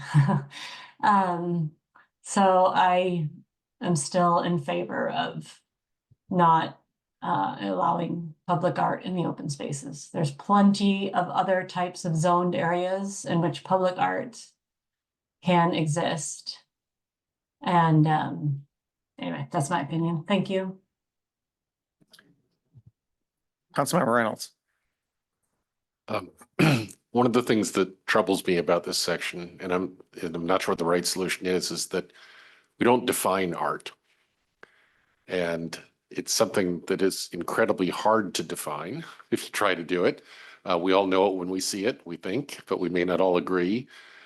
There are lots of things that you might do to make a restroom or a path rail or a bollard more attractive that is arguably art.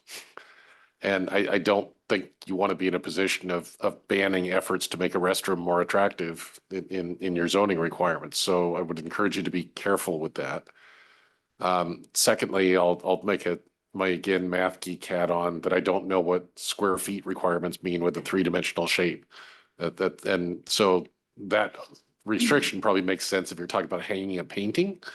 But if you're talking about a sculpture, a square footage measurement by itself is not a meaningful measure. Okay, so what we have, I believe, if I can summarize, is we've got one thought that we should expand the current standards to allow for more art. And we also have kind of going to the other way of saying no art. So I think help me out here, but I think maybe the way to do it is to start at the top and say, should we expand or not? And if it's yay, then end a discussion. If it's no, then we can kind of go and say, well, should we take the existing, one art piece or no art? Does that sound? I'm with the recent comment about not being entirely clear what art is. I understand the mythical bird is a big piece of art. To me, the peace pole is, I had not until this meeting series thought of that as art. I thought of it as a symbol. So I think it would help us a lot if we could come up with a shared understanding of art in order to make those decisions. We tried. You tried? Yeah. In fact, I shared with Councilmember Reynolds this morning, we had a check-in meeting that I threw in the towel on that as well. There's lots of Google definitions, but they don't work in this case, and it's So, pretty broad. oh, Go ahead. You said at one point that there is a list of public art owned by the city. And I wonder if peace poles are considered artwork that is owned by the city. They're not on our commissioned list. Yeah. I have a definition of art that one of our staff came up with. I'm happy to read it. I'm not sure it works. Would you like me to read it? Original, non-commercial art displays, including sculptures, wall paintings, murals, collages, banners, and other design features which do not incorporate advertising or identification. We can put it on the screen if you want to look at it. Yeah, why don't you do that? That would be helpful. The other question I would have is, from the city's perspective, would all of this quote unquote public art, however defined, go through the Arts Council? We do have a process for procuring art that goes through the Arts Council and most often the City Council. The process does not belong in the zoning code. It already exists. And then with Pioneer Park, as you've already mentioned, nothing gets placed in Pioneer Park without clearance of the trust. Commissioner Hay.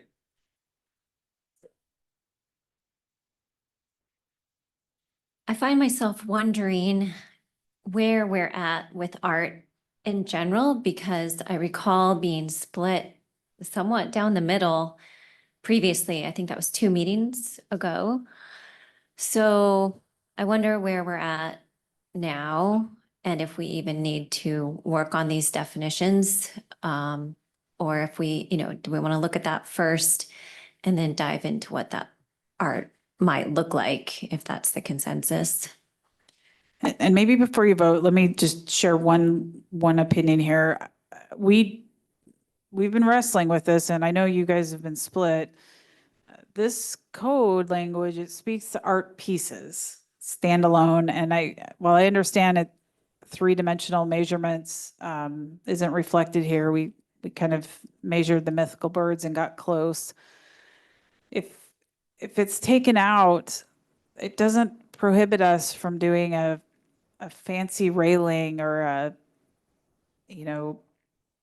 something, on a new restroom room building. Art can be incorporated into the very limited development things we do in open space. It just wouldn't allow the placement of like sculptures or displays. That's what the public art Kind of pieces. standalone. Yeah, I think that's okay.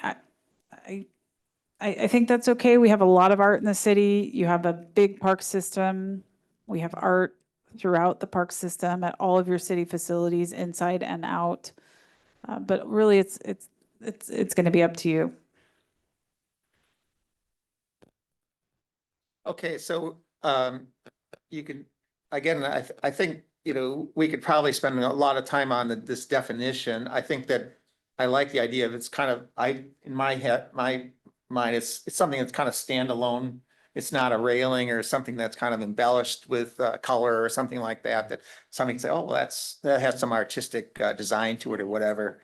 And I think it really gets back to from the current draft, do we want to expand it? Keep it the draft as is, or basically eliminate?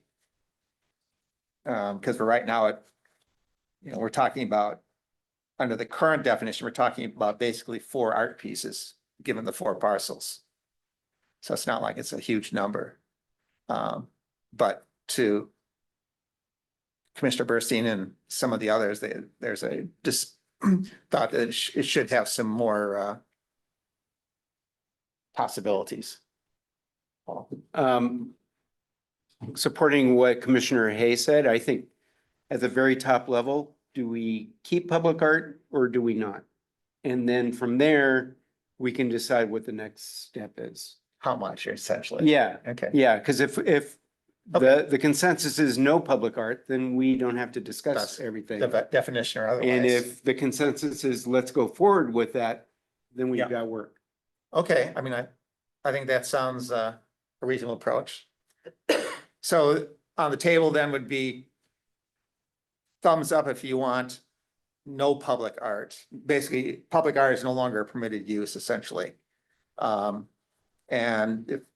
let's start there. 1, 2, 3, 4. Anybody? 5, 6, 7. Okay. So those that would want some type of art. 1, 2, Is there a third choice of staying quiet on it, which I heard the council, the city, staying quiet. didn't you say we don't need to address art in? Like, can you be neutral?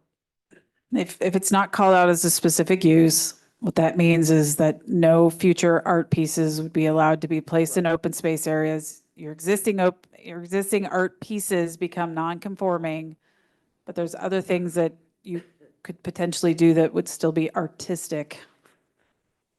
So 1, 2, 3, 4. Anybody on the? Okay, 5. Okay. So no art is the consensus. All right, this was the issue that I thought might tangle us up when you actually go to take a vote, because I didn't count how your split is, Parks Commission versus Trust. You will each have to take separate votes on the. So if you're agreeing that your thumbs up stands and you go to vote later and you're all going to vote unanimously, yes, that's fine. If we're going to have split votes on art, I might say, let's do some more work right now and see if we could actually get to consensus. Commissioner McCarthy.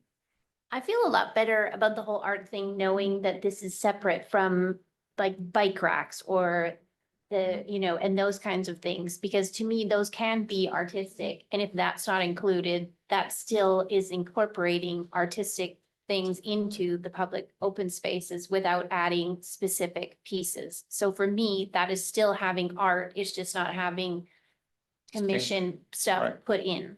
And that's something that I'm comfortable with if we decide no art in the parks. Well, I think we decide, at least the consensus was, again, to the city manager, I guess we'll have another vote, if you will, for, when we get to the final, but that's the current, thinking. And what Commissioner McCarthy said is where I landed also, so. Same. Okay. All right, so, I think we're taking it out, yeah. I believe that takes care of kind of all of the, Setbacks? oh, excuse You me. need to talk about setbacks? Well, let's go. So we got a few more comments. I guess let's just keep working on those. I apologize. Actually, I think the next comment, well, we have the zone establishment comment and then they relate to the memo. Well, I think, comment 22, Paul had something on definitions. Oh. Yeah, I think city staff answered my Okay, question. okay. And I think on, the other one on definition was, from our earlier discussion, was if we needed to add furnishings or what is meant by furnishings. Oh, Carson just mentioned that's included in the definition for amenities.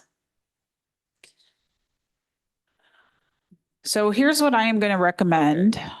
We have the code up on the screen and we've been making changes. I'd like to just walk through what we've agreed to. Could we go top to bottom? Sure. And then I'm going to ask to take a break and go over this with the attorney real quick. We will email all of you a copy of this version. So you have it. We'll come back from our break and then I would be asking you each separately to vote on it. And then we can go work on the memo if that process works for you. Yeah. Okay. Do we, get on setbacks? Did we talk about setbacks? There were no comments on setbacks. So you didn't make any, no recommendations to the purpose or designation requirements. Let's scroll down. Keep going. Let's see, where did we pick up the first round of changes? Well, under permitted, is the limited public parking gone now? Oh, that's right. Number 5. And public art, yeah. Good catch. Thank you.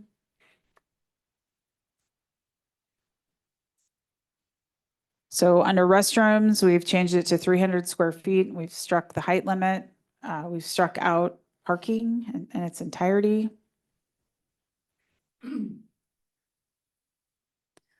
Signs and kiosks. So this is where, during the break, I'm going to write a motion that addresses, what we need to do here with the square footage, but we stared at this for quite a bit. I think that probably looks okay. We just agreed to strike public art. And we changed the definition of natural colors.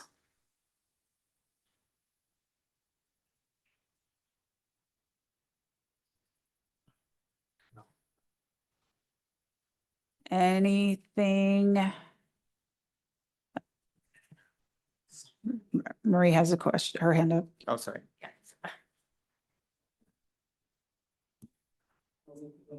Yeah, I apologize because I didn't write in comments, but I did have a couple of.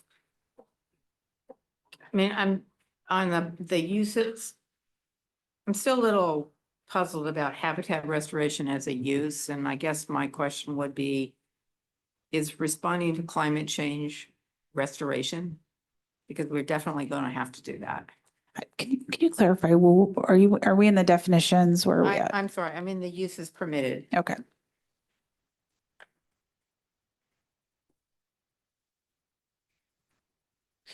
I believe that the reason we included that here is that habitat restoration is something that we actively do in open space areas, with great intention and things like volunteer work parties and things like that. So as we talked with our natural resource staff and Elaine Summergren, she wanted to make sure that that was specifically called out. I would argue, I would tend to agree with you, Marie, that it's probably okay without it, but that was the reason it was put in. My only concern is we're going to have to address climate change, which is putting in trees that don't currently exist here is not restoration. So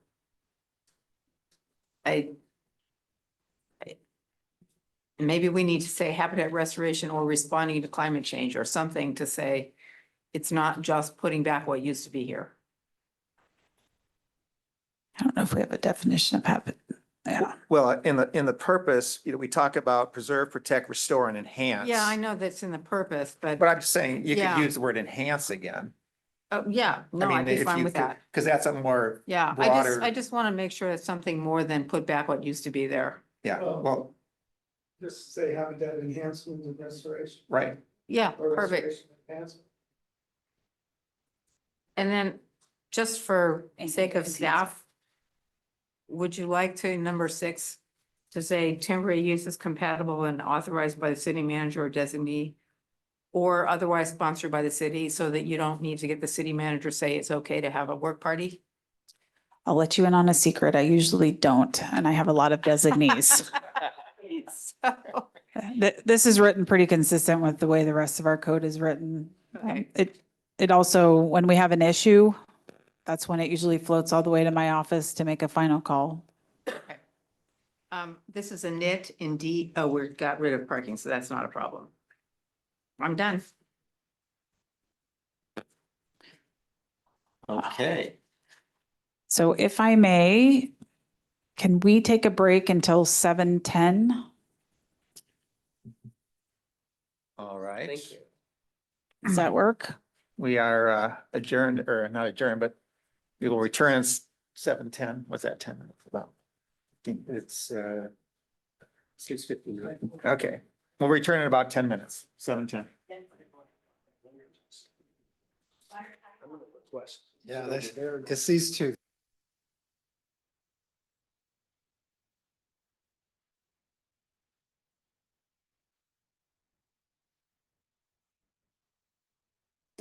On the pros plan? What, did you do a lot of this work sort of thing? Because the trust board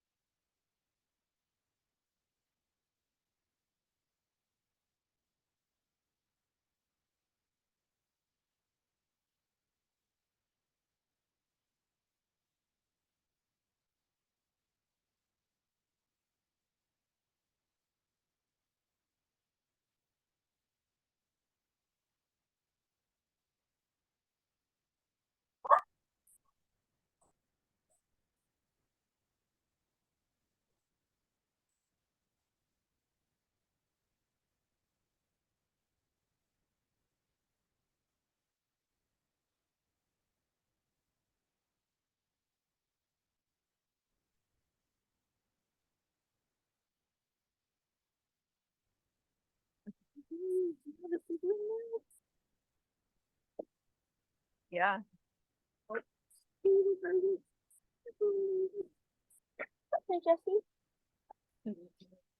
Jesse, yeah.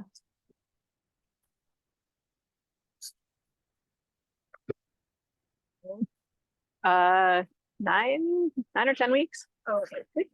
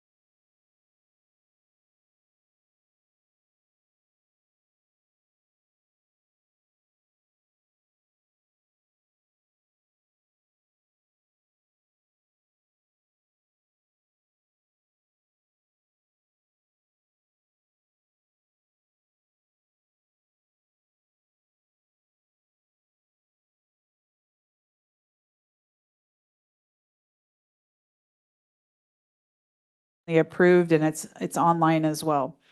So soon as, there's Carson. Carson will screen share. Yep, the ordinance, there's one additional change we made. Eileen caught it. So let me show you what that was. And then, there we go. It was right here in the setback section. We just struck the word and parking areas. We didn't catch that earlier. Otherwise, it's everything we just went through, no additional changes. I will have Carson stop screen sharing now, and I will screen share the motion. And that is really small. Oh.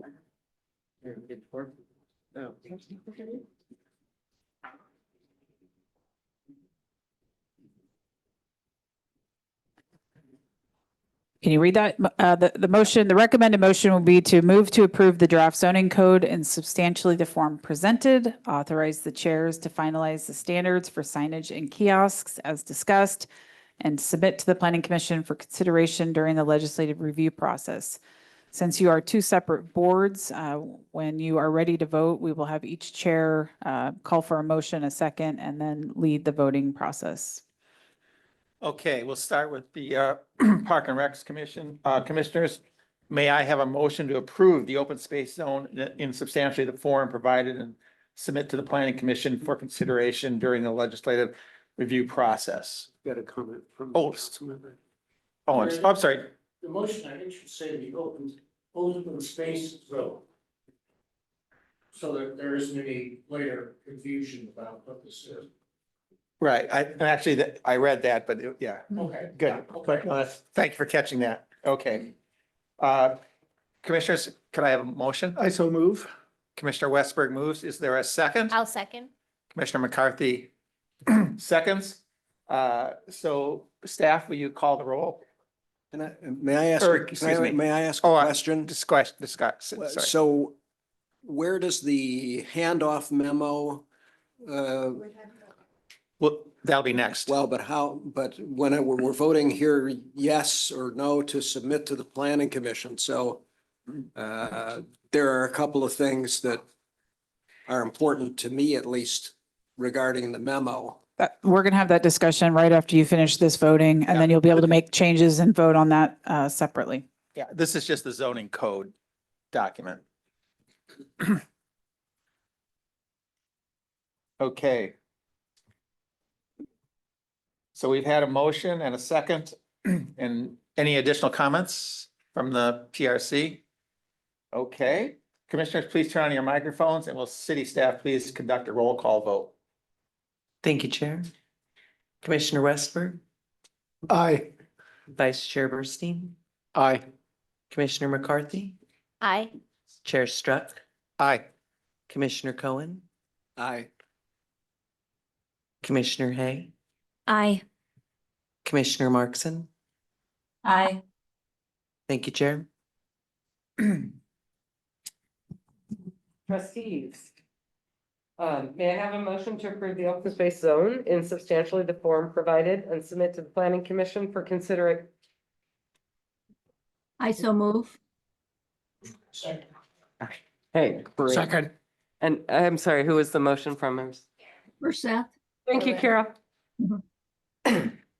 And Councilmember Jacobson, and I'm turning the page in order to say there was a motion by trustee Burseth and a second by Councilmember Jacobson. Trustees, does anyone have comments for the discussion before we vote? Trustees, please turn on your microphones and will city staff conduct a roll call vote? Thank you, Chair. Trustee Burseth, Aye.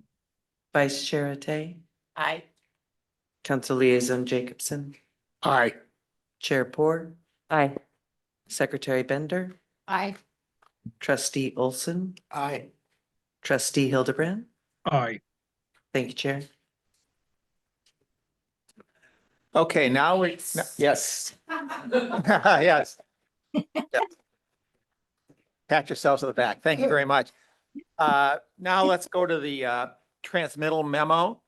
And like we did before, there are several comments, primarily from Commissioner Cohn and Trustee Hildebrand. So why don't we go through those first?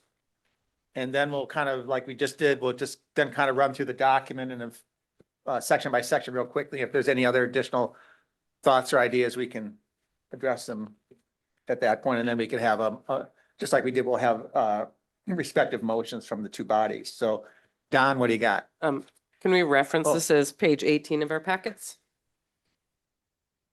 Uh, This 18, Oh.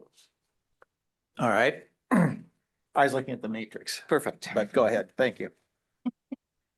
My first comment was on page 2 of the memo. Third full paragraph where there's the discussion about not getting into other park properties like Island Crest Park at this point. And I put some language together here.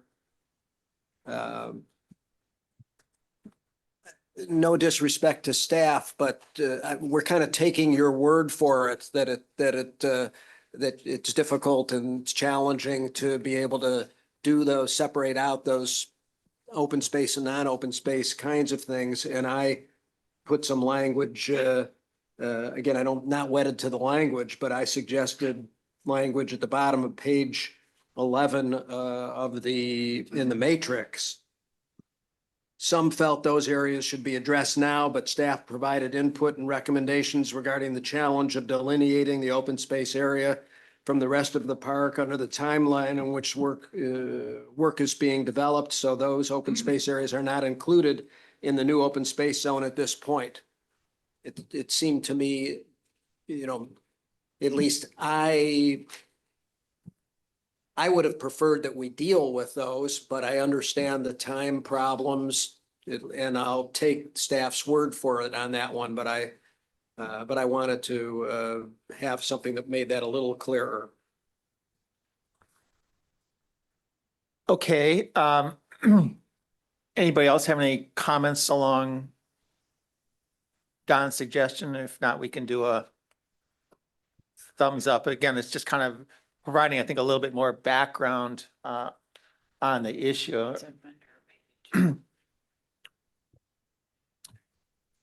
All right, seeing no. What's that? Okay, well, let's, if everybody can kind of take a quick look at it, if you haven't read it, Don read it for you, but again, it's just providing some additional background. Yeah. Oh, trustee Hildebrand, Thanks. I just noticed that my comment is addressed in the draft text, so. oh, okay.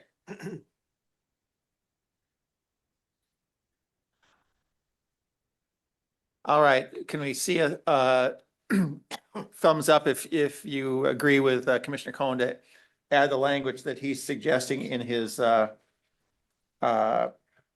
comment? So we got 1, 2, 3, 4, 5, 6, 7, 8, 9. Yeah, I got it. Okay, so we will add that into the transmittal memo. All right. So comment 26, Don. Some of these are just questions about style and things like that. At the top of page 3 of the memo, first line, it says structures, and I thought that a regular reader of this might be confused about that. So I said something like structures and other amenities and furnishings such as such and such. I don't know whether that works for staff or whether, I know that there are specific meanings to different things in the sort of staff minds. You know what? This is your memo, and I'm not going to be as fussy about it because it's not zoning code language. So I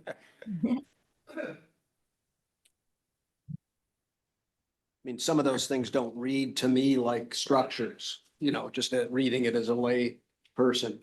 So I see value in that. I would agree. What if we substitute elements for structure? Yeah, that's fine. Yeah, that's fine. So passive recreational amenities are proposed to include elements such as, yeah. Yeah, So just, that works. okay, go ahead. everybody kind of nodding. Okay, good. Oh, All right, so we'll do that. Thank you.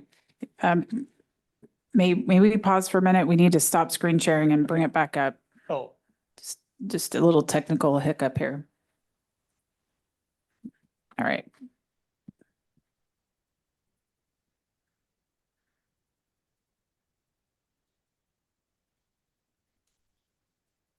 All right. Thank you. Elements. elements, right.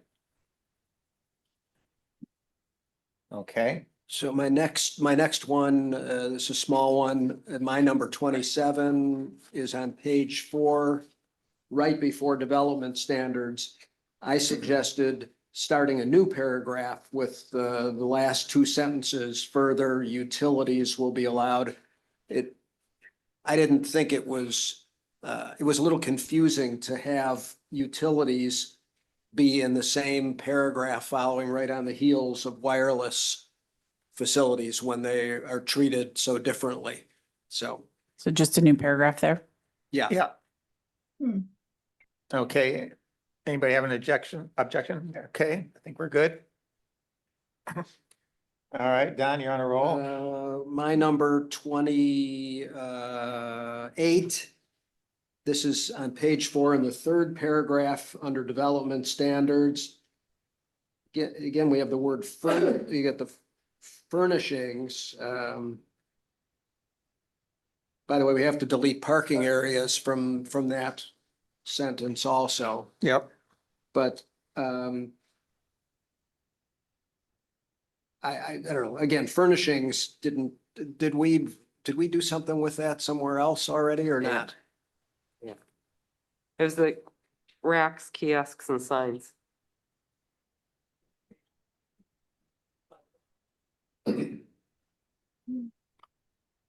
Where do we do that?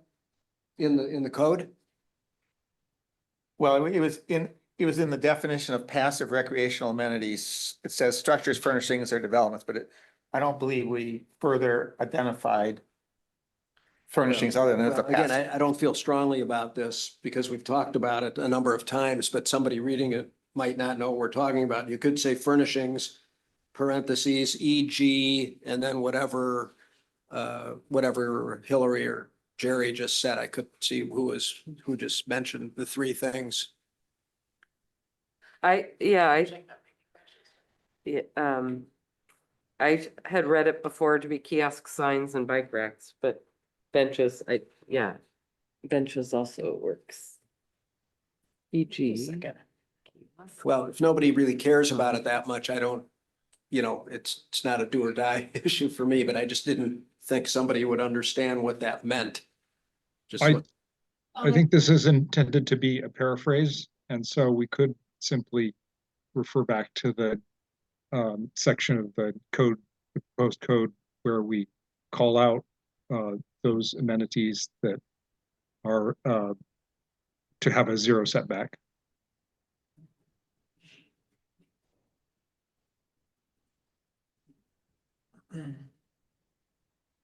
Or I guess I don't know, let's go the other way and just eliminate furnishings. I mean, we've got a number of examples there already, so. It was lifted straight from the code, but this is your memo, so it's it doesn't. Well, matter. I think it kind of, again, gets back to defining a little bit more specifically with examples what furnishings is. Is it just benches? Is it bike racks? I mean, I think Sam had mentioned that picnic tables are considered furnishings. Is that right, Sam? Yeah, that's right. Well, we kind of looked at all together, that furnishings, I don't.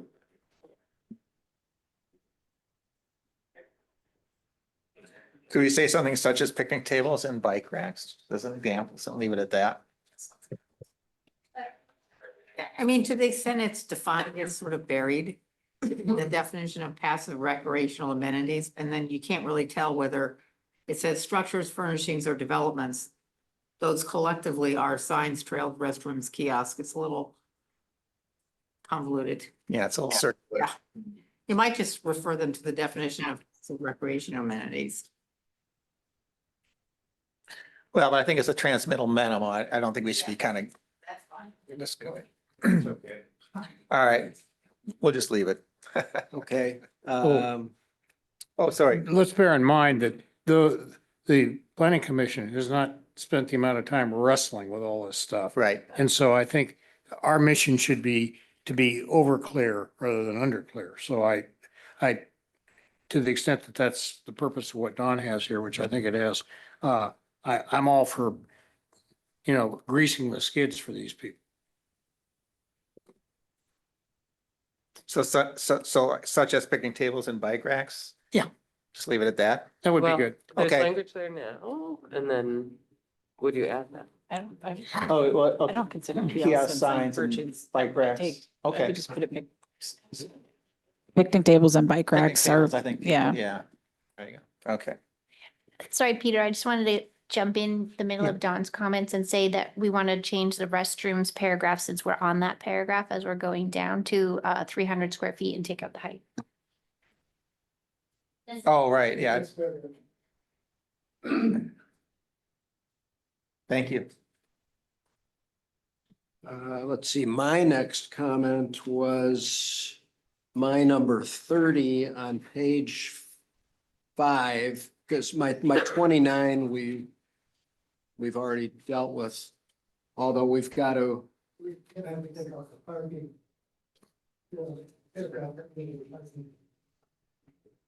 Yep. The bottom of page 4. Right. Sorry, we were editing. Where are we at now? Well, Oh, okay. yeah, the last paragraph on page 4, unlimited public parking can just be deleted. Oh, yep. And at the top of page 5, we've done a lot of work with signs and kiosks tonight that need to be, so that needs to be updated I'm personally more than willing to let the chairs and staff capture that with signs and kiosks, unless you want to do it right now. No. Okay.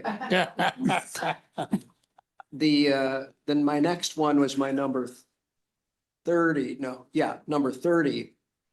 I suggested, since we left trails being regulated only as to width, I suggested inserting at the beginning of the second sentence, based on staff, what did I say here?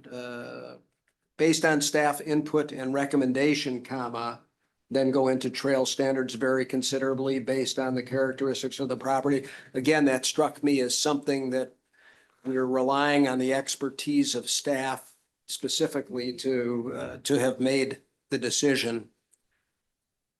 So that would be my suggestion on that one. Everybody comfortable with that? I think that reflects exactly what we did, so, okay. I think that takes care of mine, because the next one I had was on public art. Okay, which is, okay. Yeah, and that whole, that public art paragraph, third paragraph, full paragraph on page 5 needs to go. I don't know whether whether the group would be inclined to say anything about public art, like there was a difference of opinion on this or something like that. I don't, it doesn't matter to me because I was in one of the few majorities normally. Well, I would say that since the both motions are passed unanimously, everybody has agreed with it. Even though in our discussion it was split, but we've come along with that. So I'd just leave it out. Although I suspect we will get asked about it. I was gonna say, I would expect the planning commission to ask about it, so it probably would be a good idea to say we had a discussion and included.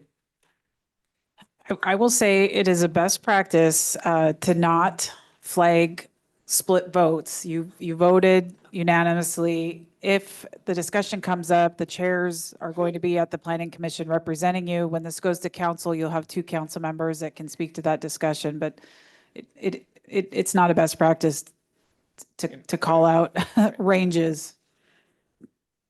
Okay, all right. Can I just ask a quick, You would feel the same way, for example, about parking, right? Absolutely. You voted and you took a position, and now because you all voted, you have to get behind that vote. and I'm losing track. Did we take out the discussion of public art on page 4? Yeah. Oh, on page 4. You're page 5.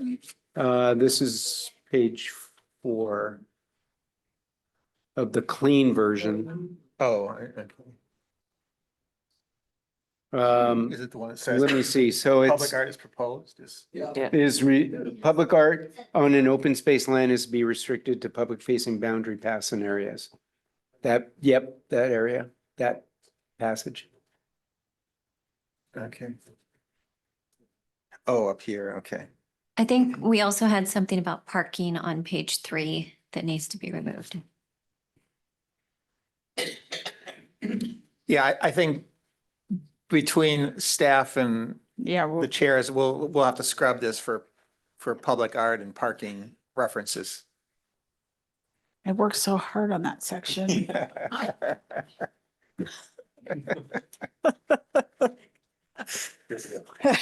It'll be okay. So, Trustee Hildebrand, I just want to make sure that you said your comments on number 32 and 33 have been addressed.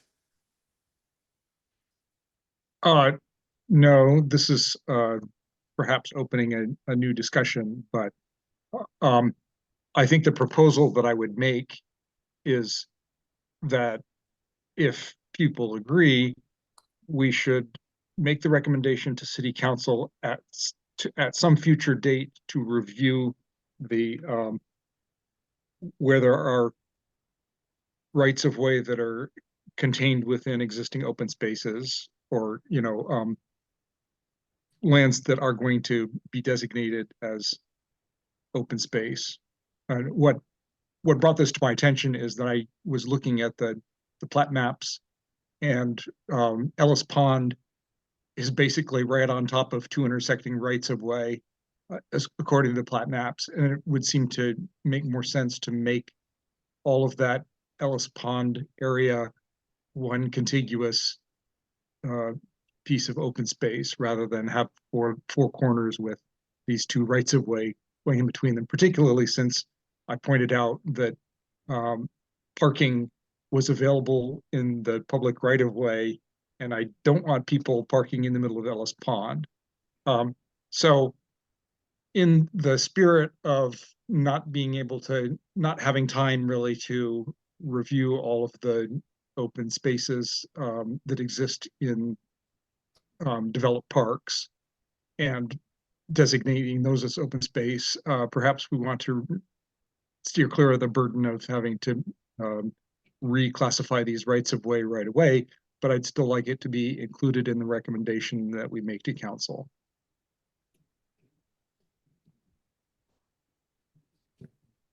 Okay.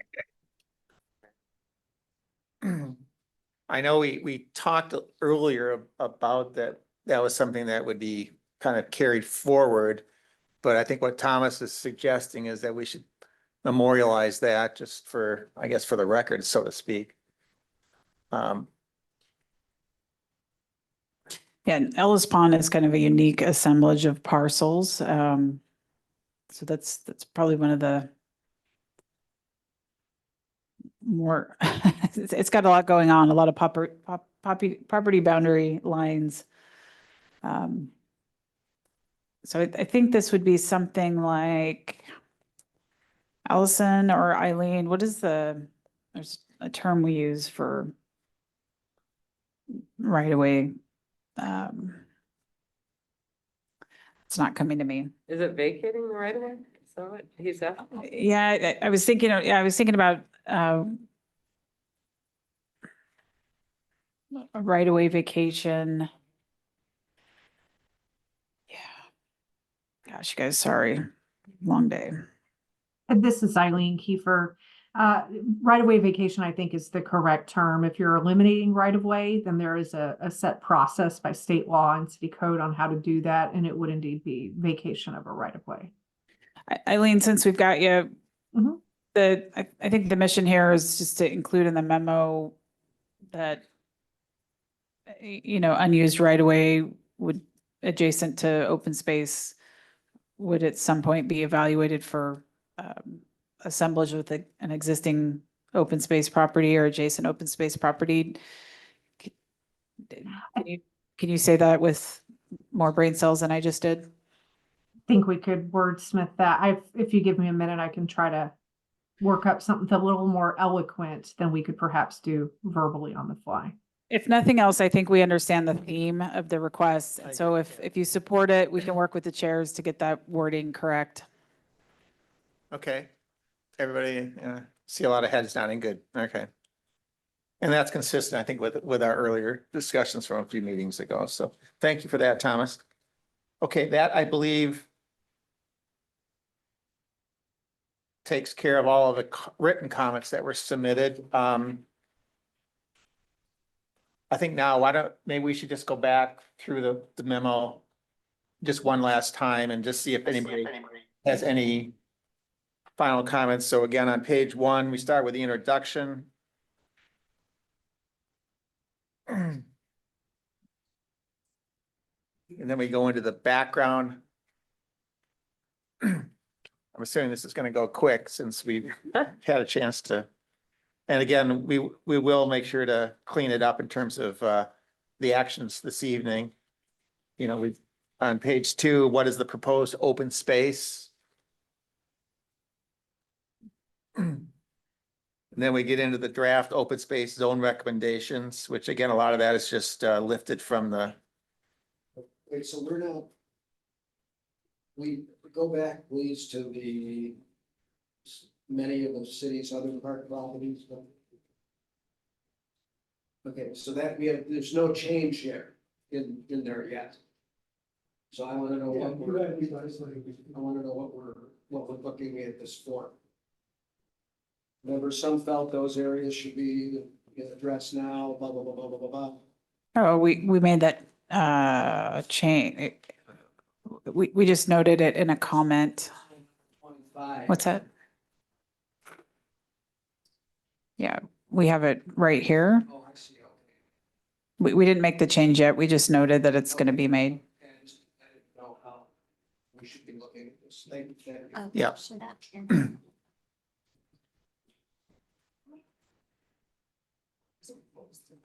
Okay, so we have, under the draft open space recommendations, we have purpose. Again, I think these are probably all pretty straightforward at this point. I know. Designation requirements, the various uses permitted, which again will have to be cleaned up a bit. Seems like if you want to have recommendations.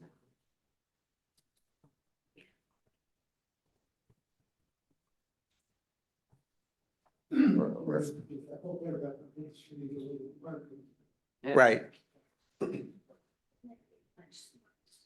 Yeah, Oh, public art. Oh, yeah. Oh, there's still public parking and art on that one. Use is permitted. Under uses permitted, I just made a change to add enhancement there based on right. the change. And then I along that same lines on page 3, I guess the third full paragraph of that page where it says habitat restoration, you might want to include habitat restoration and enhancement. They've got a whole bit on in that paragraph that said anticipate climate trends, and foster climate resilient landscapes. So we did, it's covered. Okay, yep, you're right. Back to the previous paragraph, we still have parking and public art in the uses. Right, and that's got to go. Yeah. No, up. Yeah, right there in the first part of uses permitted. Yeah, right there.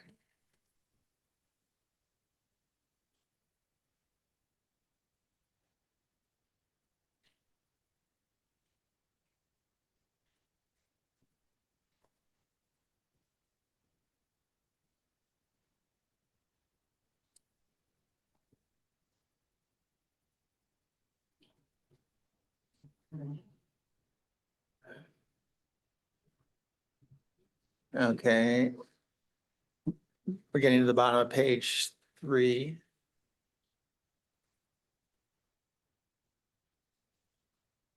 Six, okay. Phrases. Do we want to say anything about enhancement in the habitat restoration paragraph? Because I liked trustee Bender's explanation of here we talk about restoration, but we don't talk about the enhancement that trustee Bender described. So I wonder if we want Yeah. to put something in there. I think that's fine to add it. Yeah, it's enhancement, there you go. Yeah, yeah. It's a high pressure. Not a strain.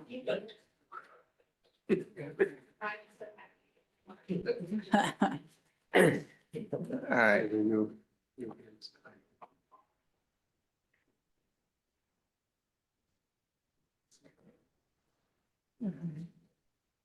Okay, now we're going to top of page 4.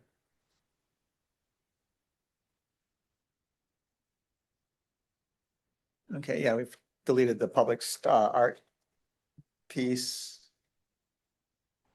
And we split the paragraph on utilities. Development status, and there we got the furnishings defined.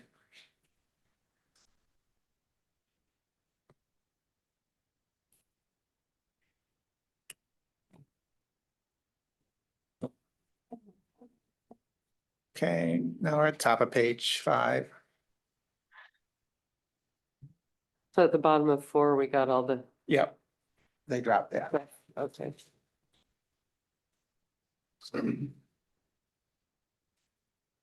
These signs and kiosks. Okay, now we're getting ready to trail development standards, got the suggestion in there. Let me have.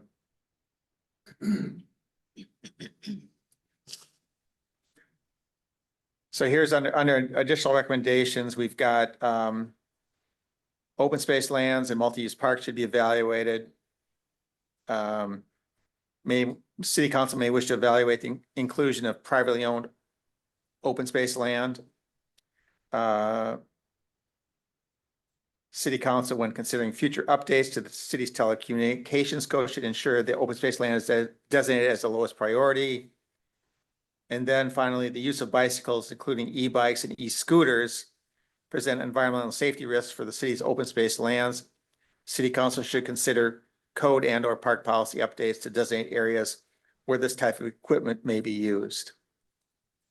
And we were going to add language about possible vacation of rights of ways that are entirely enclosed in existing open spaces. Yeah, I think that's where it should go. And we will put in some language to that effect. It's ready. And then in the conclusion. Oh, sorry, Marie then. I wanted to suggest adding in another additional recommendation. I think now that we separated parks from open space and the existence of the Open Space Trust Conservancy Board leads to a conclusion, at least in my mind, that maybe we should be talking about open space being primarily, I don't know, discussed, managed, whatever, at the Open Space Trust Conservancy Board. And just make, we can't do it now, but it would be something we would recommend that the city council sort of separate the two concepts so that the parks was doing developed parks and the trust board was doing the open spaces. Now, I think the sort of nuance of that has to be a recognition that some places like Mercerdale Park have contiguous developed and open space, and those are areas where we definitely should be working together when there's overlapping development recommendations, that sort of thing. But the Open Space Trust Board already has responsibility for the largest park in the community. And it seems like the regulations across all of them ought to be sort of emanating from the same place. And it would also eliminate the need for staff to be talking to both commissions about the same topic.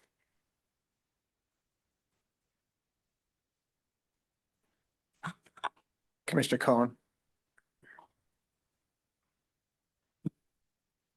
I'm not sure whether I ultimately would agree or disagree. I might agree with you, but not yet. That's all, just because this whole thing about parks that are partly park, partly open space, everything, I think a lot of this is yet to sort of play out and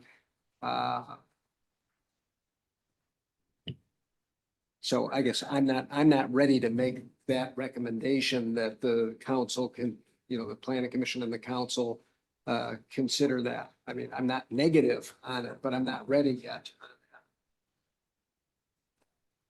May I just provide a quick pros plan reference? I just wanted to remind everyone in chapter 4 of your pros plan, objective 1.1, the very last sentence already says, evaluate the transfer of some or all open space to the Open Space Conservancy Trust. So this was something we put into the plan. It lives there.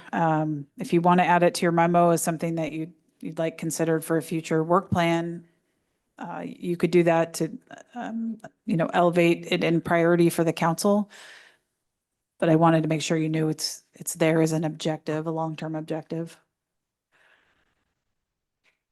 Okay, other thoughts on that?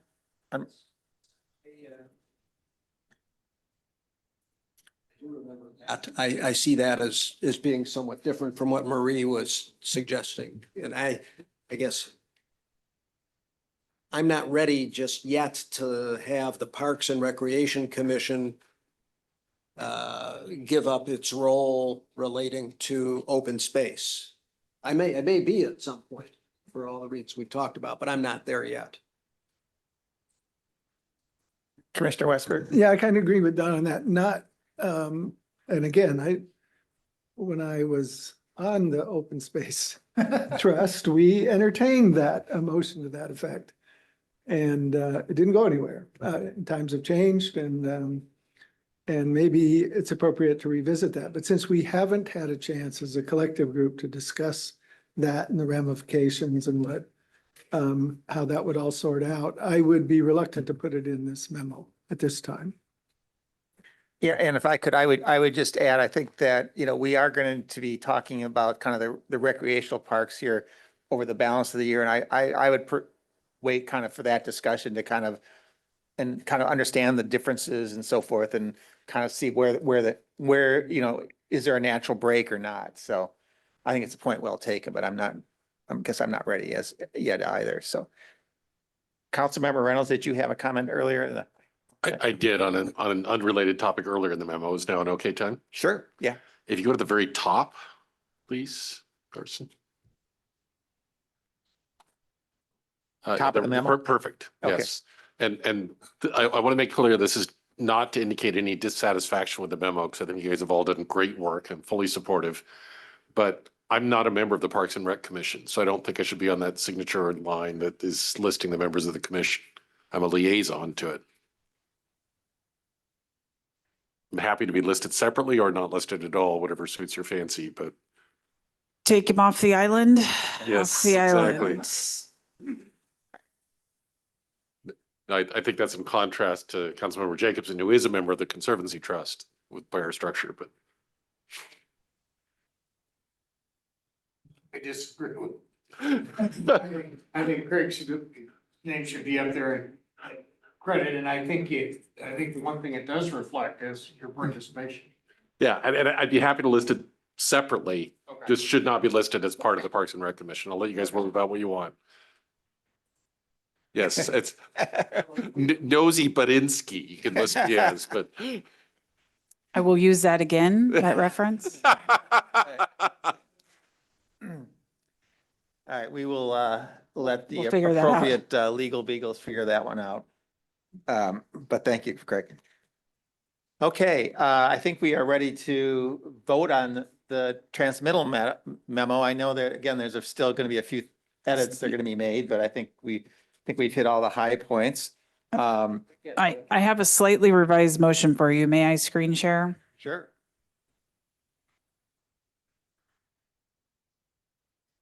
It's just moved to approve the handoff memo as discussed and authorize the chairs of the PRC and trust to finalize the memo and present the recommendation to the planning commission. You're not screen sharing, but I think Oh. that's fine. We all heard that. Jeez, No, there it is. Yep. So Open Space Conservation Trust trustees, may I have a motion to approve the handoff memo as described here? And authorize the chairs of the PRC and Open Space Conservation Trust to present the recommendations to the planning commission. I so move. Second. Thank you. There's a motion by trustee Bender and seconded by council liaison Jacobson or trustee Jacobson. Does anyone have any comments before we vote? Trustees, please turn on your microphones and will city staff call a roll call vote. Thank you, Chair. Chair Poor, Aye. Trustee Hildebrand, Aye. Vice Chair Tay, Aye. Secretary Bender, Aye. Trustee Jacobson, Aye. Trustee Olson, Aye. Trustee Hildebrand. You already got him. Not permitted to vote twice. Sorry, my apologies. I think you forgot Brissette. Thank you, Trustee Brisseth. Yeah, I. Thank you, Chair. Thank you. Commissioners, may I have a motion to approve the handoff memo as discussed and authorize the chairs of the PRC and OSCT to finalize the memo and present the recommendation to the planning commission? Is there So a moved. motion that Commissioner Hay motions? Is there a second? Commissioner Westberg seconds.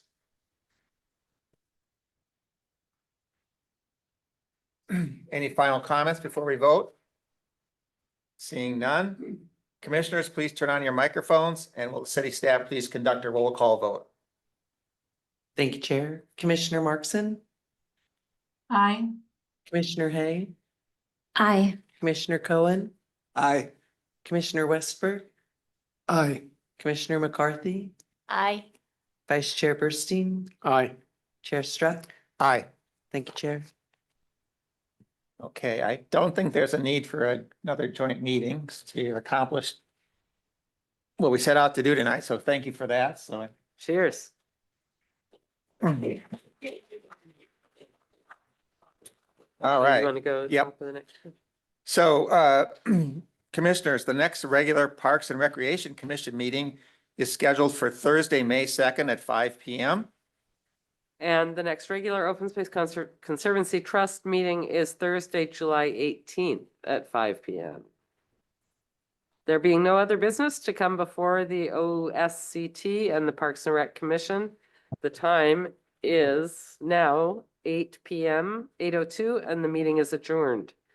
As a reminder to commissioners and trustees, please stay seated until city staff has terminated the broadcast. Good evening, and thank you for joining us.